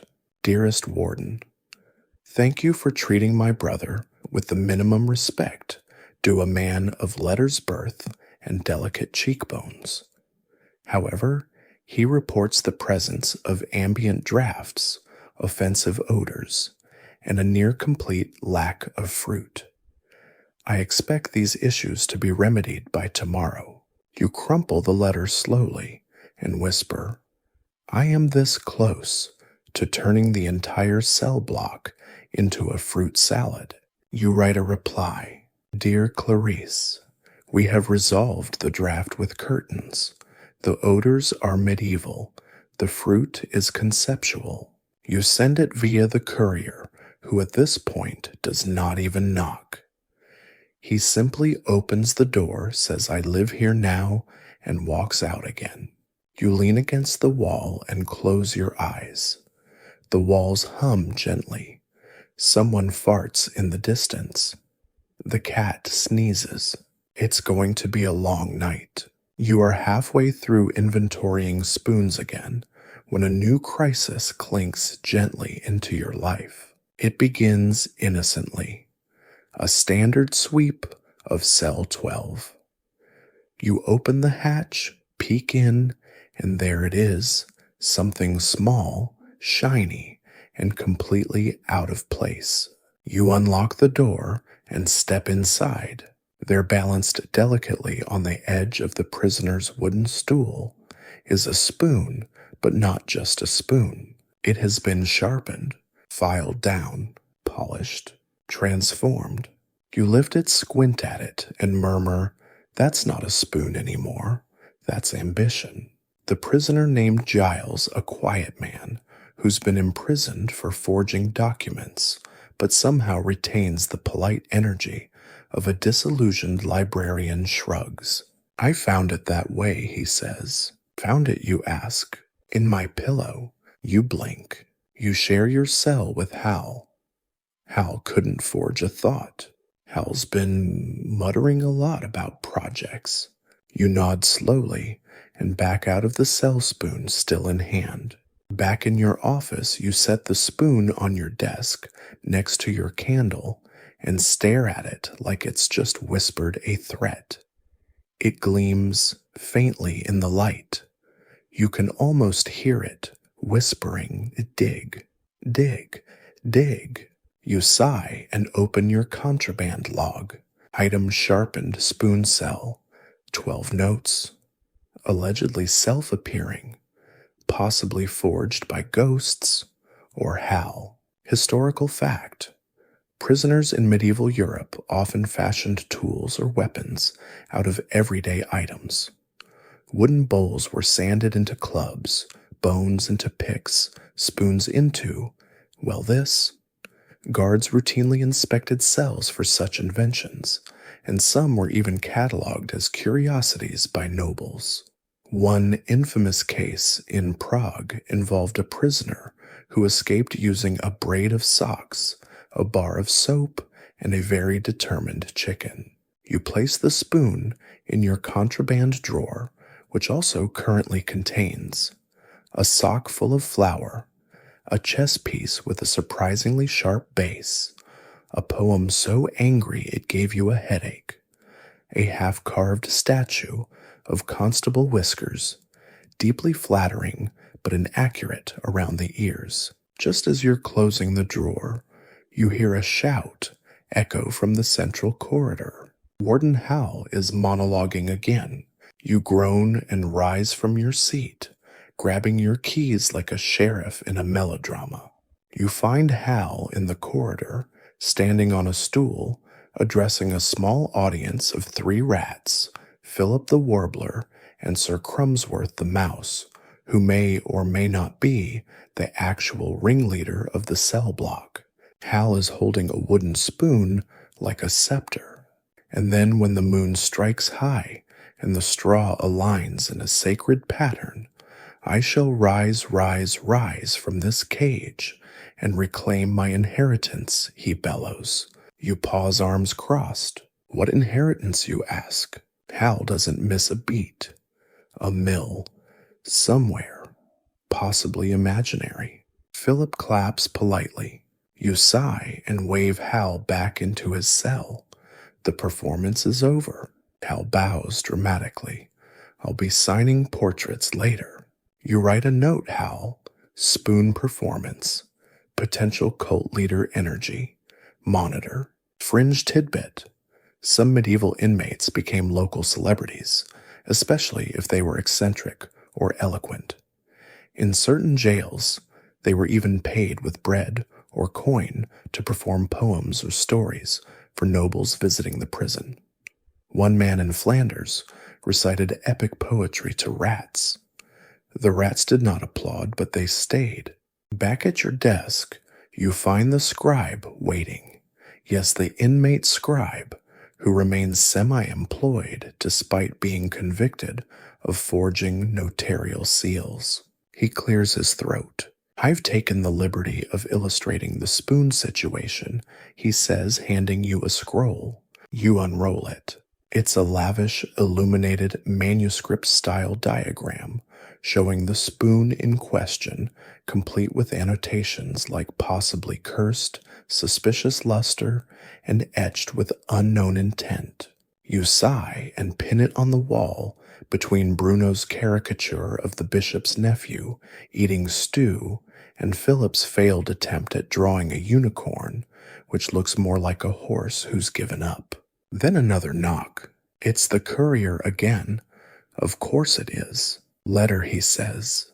Important, urgent, possibly romantic. You grab it. It's sealed with black wax. Not good. You open it and read aloud.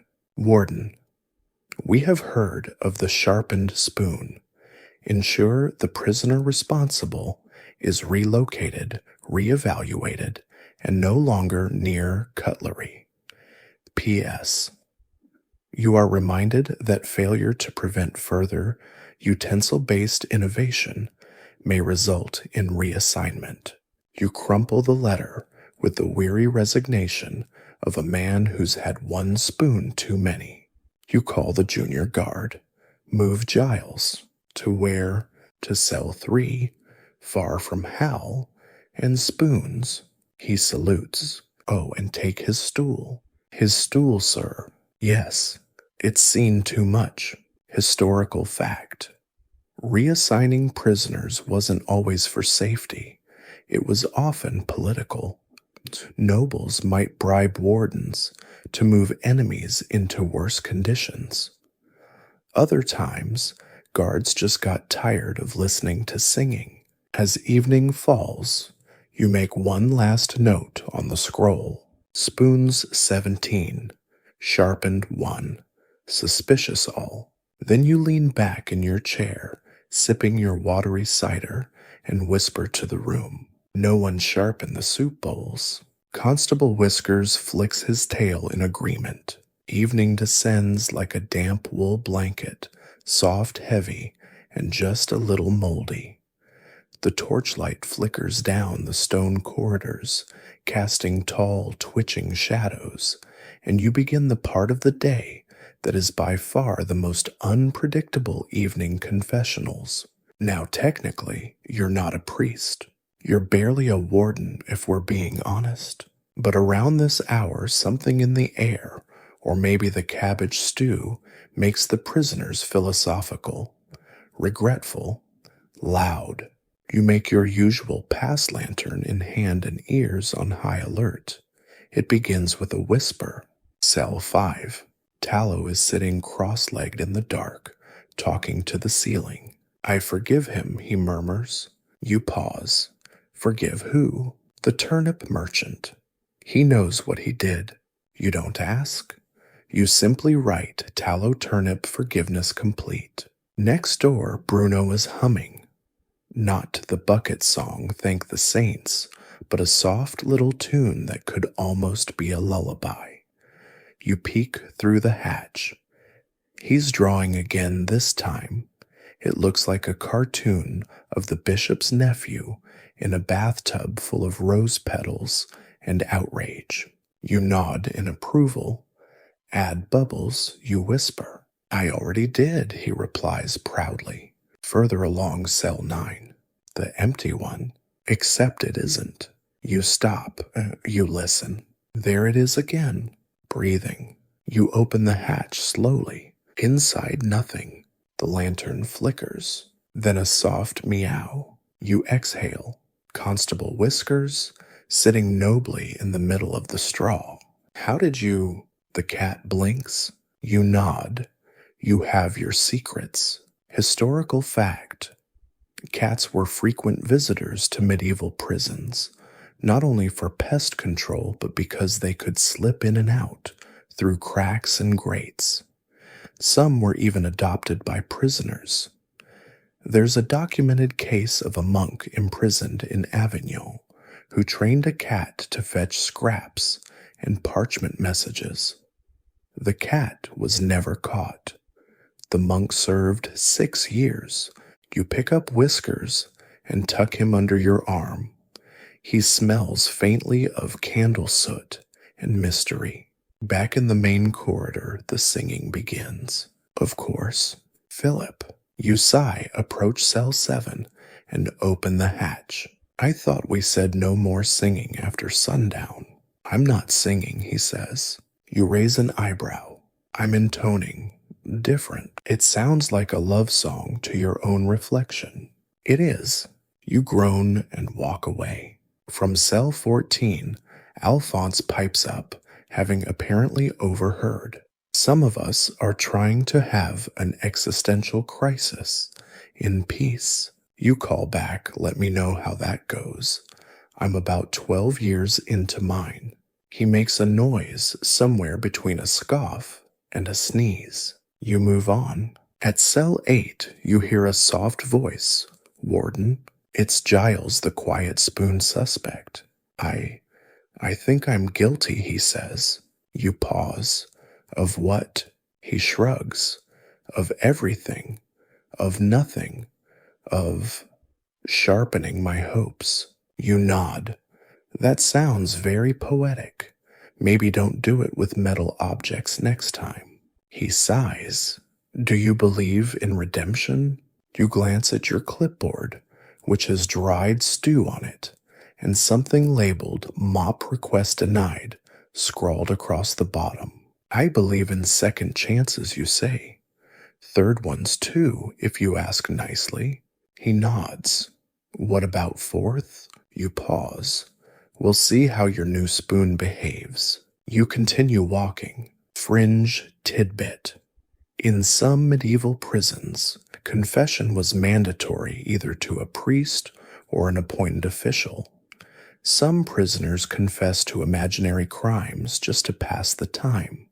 One infamous inmate in a Czech dungeon once claimed to have stolen the moon. At the far end of the hall, you pause.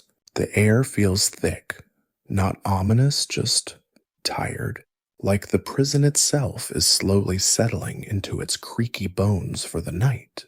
You do your final check of the corridor, checking doors, latches, and lanterns. You knock on Hal's cell. He answers, I'm repenting. For what? Premature performance monologue.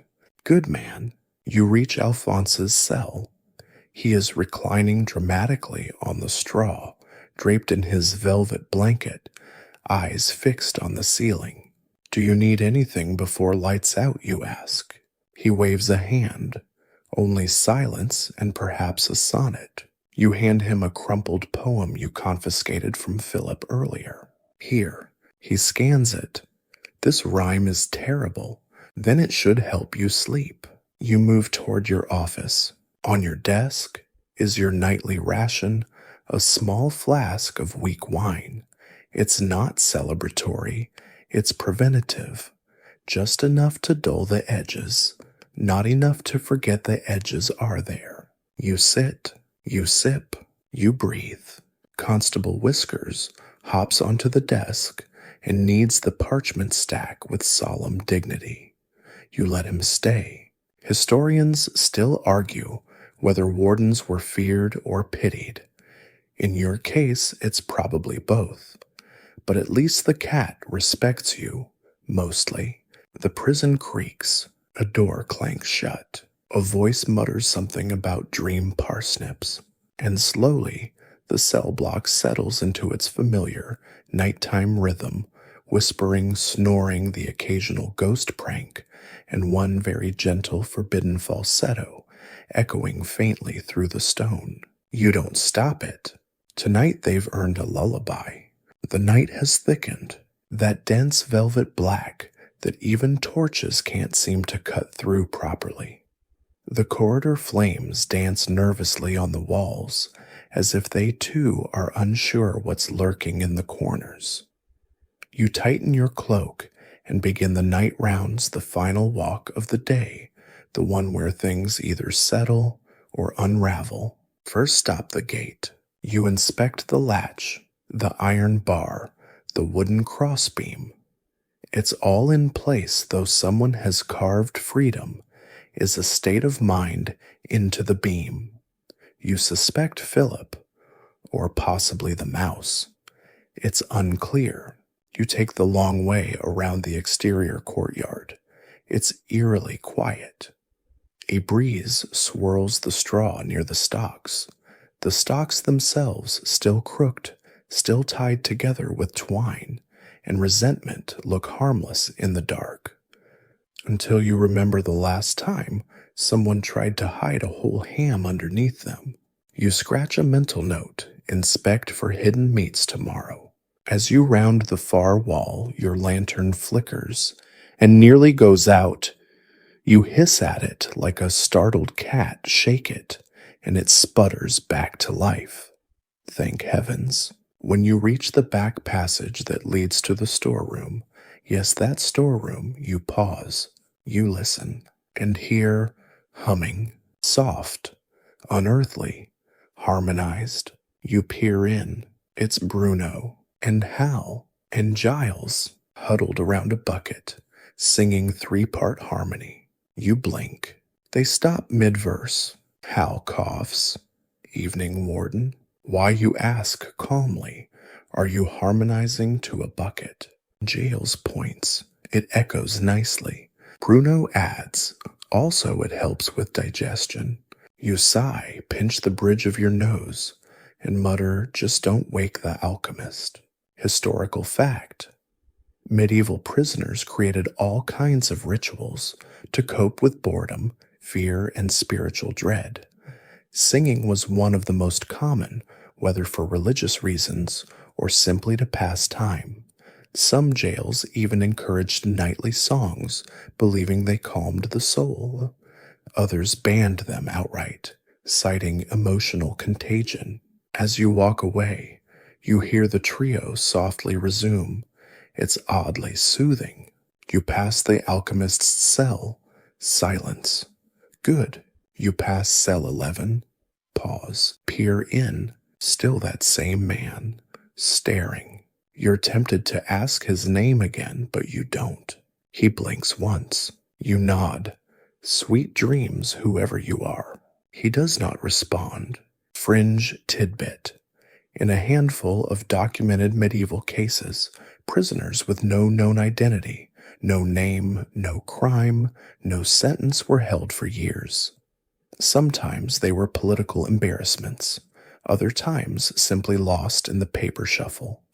At least one anonymous inmate was released after 20 years when a new scribe asked, wait, who's this guy? Returning to the central hall, you find Philip sitting just outside his cell legs, crossed singing to the cat. Not at the cat, to the cat. You clear your throat. Philip smiles. It's a serenade. Whiskers, lounging across his back like a lion draped over a marble slab, licks a paw in indifferent approval. You check your notes.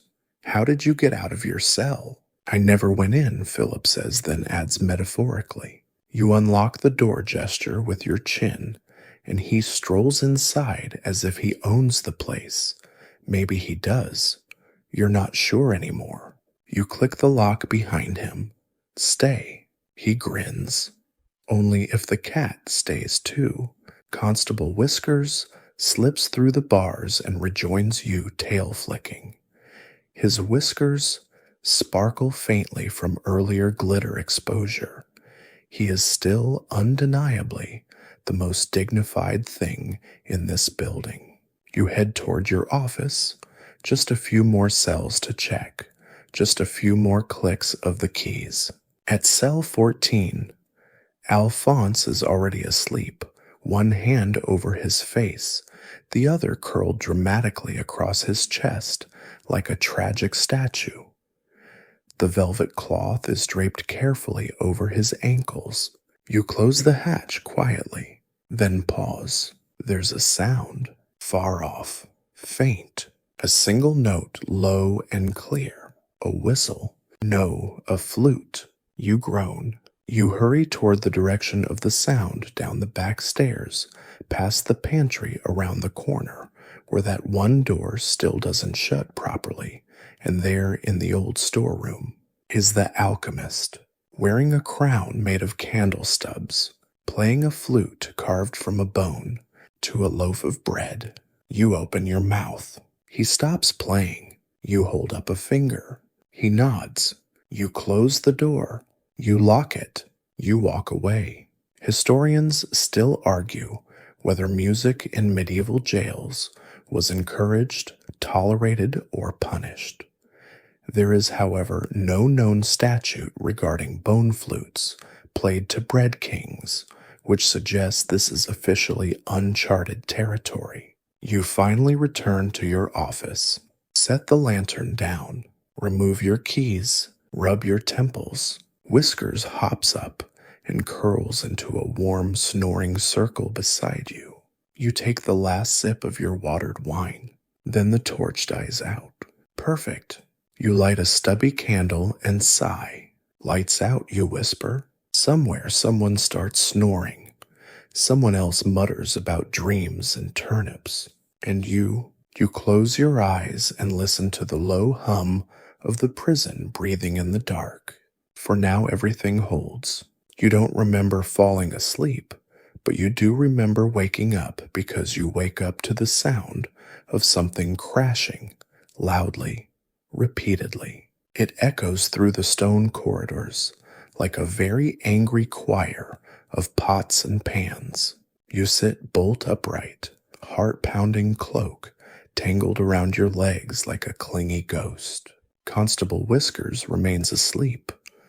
Typical. You grab your keys, your lantern, and your last shred of optimism, then bolt toward the source of the noise.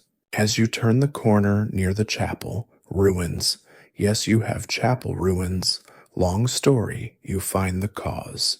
The cart, the delivery cart. Someone has shoved it halfway through the side gate without informing anyone, and its contents, 3 crates, 1 barrel, and a suspiciously large sack, are now scattered across the yard like medieval party favors. And standing beside the wreckage, looking equally stunned and guilty, is the courier. "Oh," he says. You're awake. You stare at him. "It was supposed to be a quiet drop," he explains. You sigh. "It sounds like a siege." He grins. They oiled the wheels. Overcorrected. You begin gathering the spilled contents. 1 crate bursts open, revealing a pile of dried fish wrapped in leaves. Another has a stack of letters. The third socks. Dozens of mismatched socks. You stare at them. Why? The courier shrugs. One of the nobles started a sock donation campaign. Something about warmth and repentance. You hold up a sock. It has a daisy embroidered on it. Someone is going to be very smug about this. As you inspect the barrel, you find it's filled with vinegar-soaked turnips. You quietly put that one back on the cart and hope no one notices. Historical fact: medieval prisons rarely received supplies on a fixed schedule. Deliveries depended on donations, bribes, royal favor, or sheer luck. Nobles might send luxuries to friends or enemies just to flaunt their wealth. In some prisons, donation day was considered more exciting than religious holidays. You begin sorting. You set aside the edible items, the vaguely usable items, and what you think is a decorative loot with only 1 string left. Then you pause. There's a small wooden box sealed with green wax. No address, no markings. You crack it open. Inside fruit, dried fruit, golden figs, plums, apricots, and dates. You blink. You smell it. It smells like wealth. You close the box slowly, carefully, and look up at the courier. Who sent this? He shrugs. Didn't say, but there's a note. He hands it to you. Handwritten, curly script for Alphonse. From a dear friend, may the fruit restore what prison has stolen from you, your glow. You sigh so hard your lungs file a complaint. Back in cell 14, you deliver the box. Alphonse takes it like it's a sacred relic. He peels open the lid, inhales deeply, and whispers, yes. You pause. He's glowing. Not metaphorically, not with joy, with crumbs. He's already eaten half a fig and has plum paste on his cheek. Tell Clarice he says that I accept her apology. You blink. We're not even sure it was Clarice. Then tell everyone I accept. You nod slowly and walk away, fruit-scented air trailing behind you. Back in your office, you return to the letters. One from a noble complaining about a relative's treatment. One from the bishop suggesting a hymn be played in the courtyard weekly. And one from the Ministry of Bucket Maintenance suggesting a new kind of handle. You file it under hilariously optimistic. Fringe tidbit medieval bureaucracies were surprisingly detailed, often maintaining records of even the smallest items, bucket handles, candle counts, door hinges. There are surviving memos about mold growth patterns. It was pettiness as public policy. As you return to your rounds, something else happens. A song begins. Not from Philip, not from Bruno, from the alchemist. It's a lullaby, soft, melancholy, and oddly beautiful. You stop outside cell 13. He's sitting in the straw, eyes half closed, singing in a language you don't know. The candle beside him flickers. You don't interrupt. He finishes the verse, then looks up. For the straw, he says. It asked for music. You nod. Do you need anything, you ask? He thinks for a moment. Then quietly, less onions. You smile. I'll see what I can do. As you continue walking, you realize something strange. Everyone's quiet, not just sleeping, calm, content. You stop in the middle of the hallway, listen. No shouting, no spoon incidents, no ghost complaints. Even cell 11 is silent. You exhale long and slow. Then you hear it, a single delicate note. From behind you, you turn. Philip standing by the bars of his cell flute in hand. You start to raise a finger, but he speaks first. It's only one note, he says. For the moon, you sigh and let it go. You return to your stool. Whiskers curls at your feet. The torch flickers gently, and for once, everything is still. You should go to sleep. You really, really should. But instead, you sit there at your desk, sleeves rolled up, candle guttering, low face half lit, like some tragic bard caught in a story he didn't write. You've been through a full day of cabbage stew, attempted tunnel digging, noble fruit scandals, alchemical glitter, and 3-part bucket harmonies.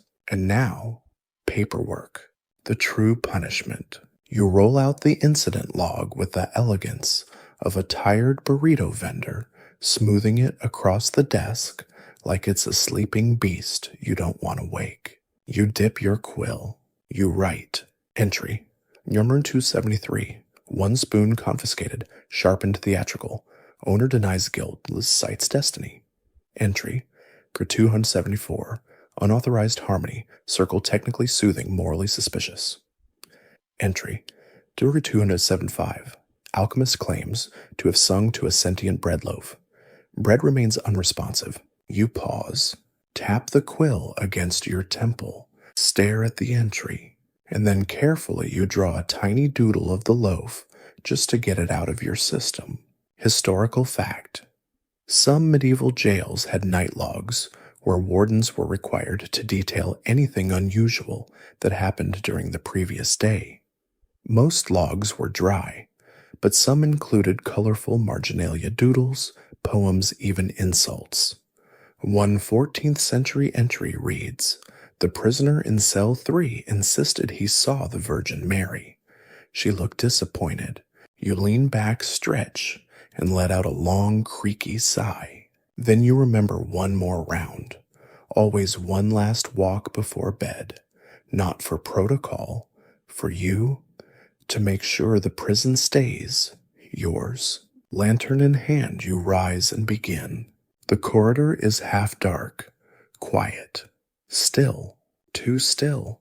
You start with cell 1, all's well. Cell 2, 2 prisoners playing finger chess by moonlight. You nod. They nod.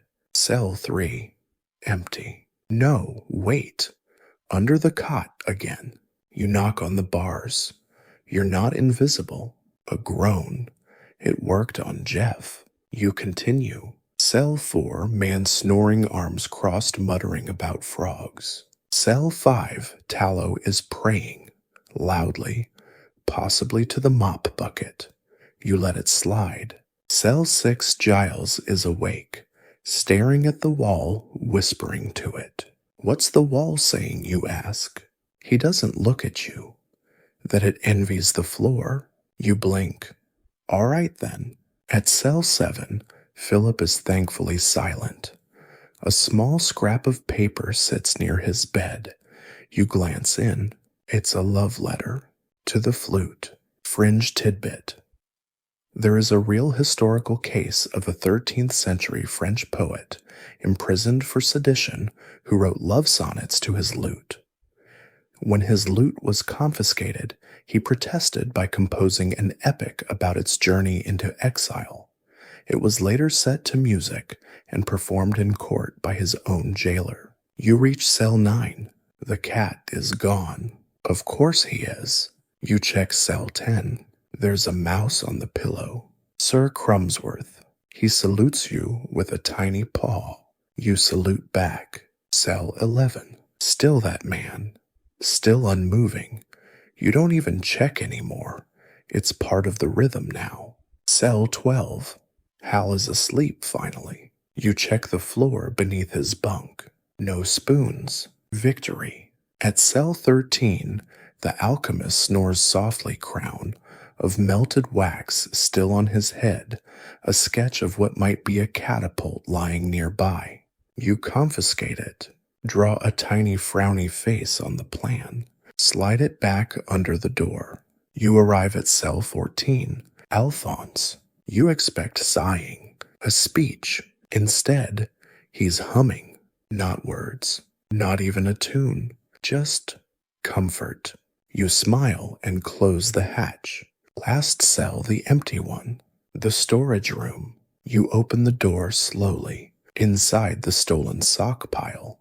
A loaf of bread with a face drawn on it, and a folded piece of parchment pinned to the wall. You step in and pull it free. Dear Warden, you have not had a day off in 231 days. The prisoners are plotting to fake a fire next week, so you're forced to spend a day outside. Pretend to be surprised. We think you need sunlight. Sincerely, everyone except the alchemist. He thinks you are made of lizards. You fold the letter, heart warm. You won't stop them. You'll scream convincingly when it happens. Back at your desk, you extinguish the candle. The torchlight flickers. The cat returns, leaps up onto the table circles twice, and collapses like a small hairy scribe. You lean back, eyes heavy. A prison full of snorers, singers, and sharpened spoons rests beneath your watch. You are the keeper of chaos, the warden of whimsy, the last line between this prison and absolute unregulated interpretive theater. And for tonight, all is well. The final round is done. The keys hang from your belt with the weight of peace for once not clattering in panic, not jingling after some new escape drama, just resting. You walk slowly for the first time today, not out of exhaustion, though yes, that too, but because you want to savor the stillness. You pause in the center of the cell block corridor lantern, casting warm orange halos across the uneven floor. You look left, you look right. The walls feel calmer, you feel calmer. Above you, the rafters creak gently, a familiar sound, the kind that doesn't startle you anymore because it's your creak now. The building breathes with you, not against you. Back in your office, the candle stub is just barely glowing. You don't bother lighting a new one. You know the space by heart. The stool welcomes you like an old friend with a bad back. Constable Whiskers lifts his head briefly from the parchment stack and offers a soft murp before resuming his tiny purring thunderstorm. You remove your belt, slowly setting the keys down on the desk. No prisoners escaped today. No one bit anyone. Only one flaming stew incident, which by the current average is impressively low. You glance at your log and notice a smear of ink shaped vaguely like a duck. You decide not to fix it. Instead, you write one last line. Entry number 276, all accounted for, including self. Then you sit, just sit, not thinking, not planning, not even hoping, just existing. Historical fact. Some wardens in remote prisons were left almost entirely alone for weeks.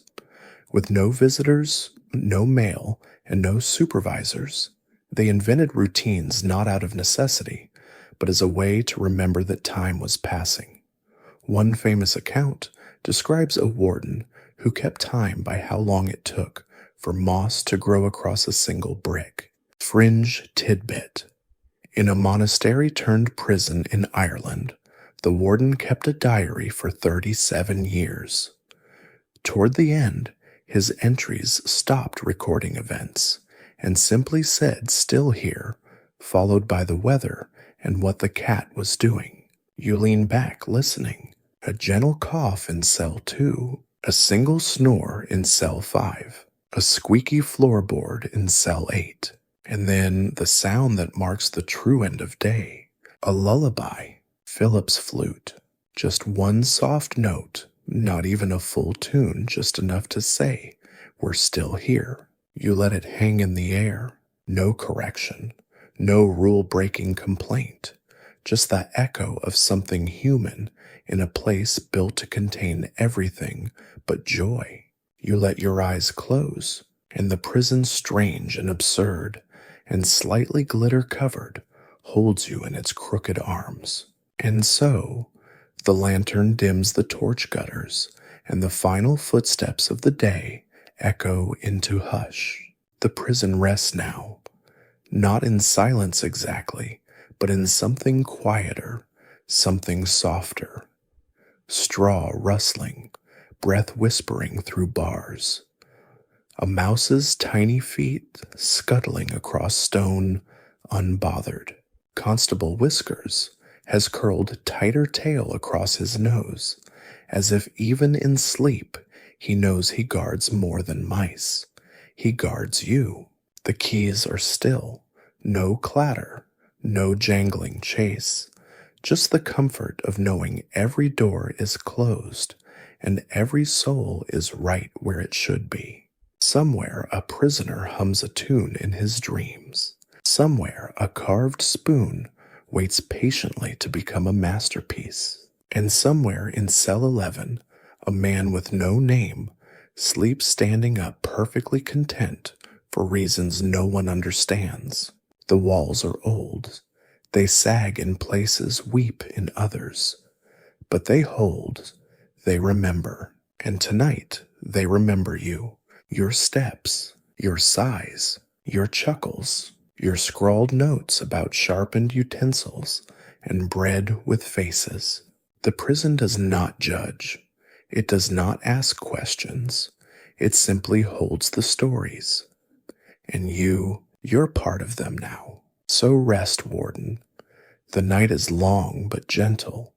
No alarms, no ghosts, just the slow breath of stone and straw and time. Let the darkness rock you like a cradle made of moss and moonlight. Let the stars keep watch a while. You've done enough for one day. You are safe. You are still. You are home.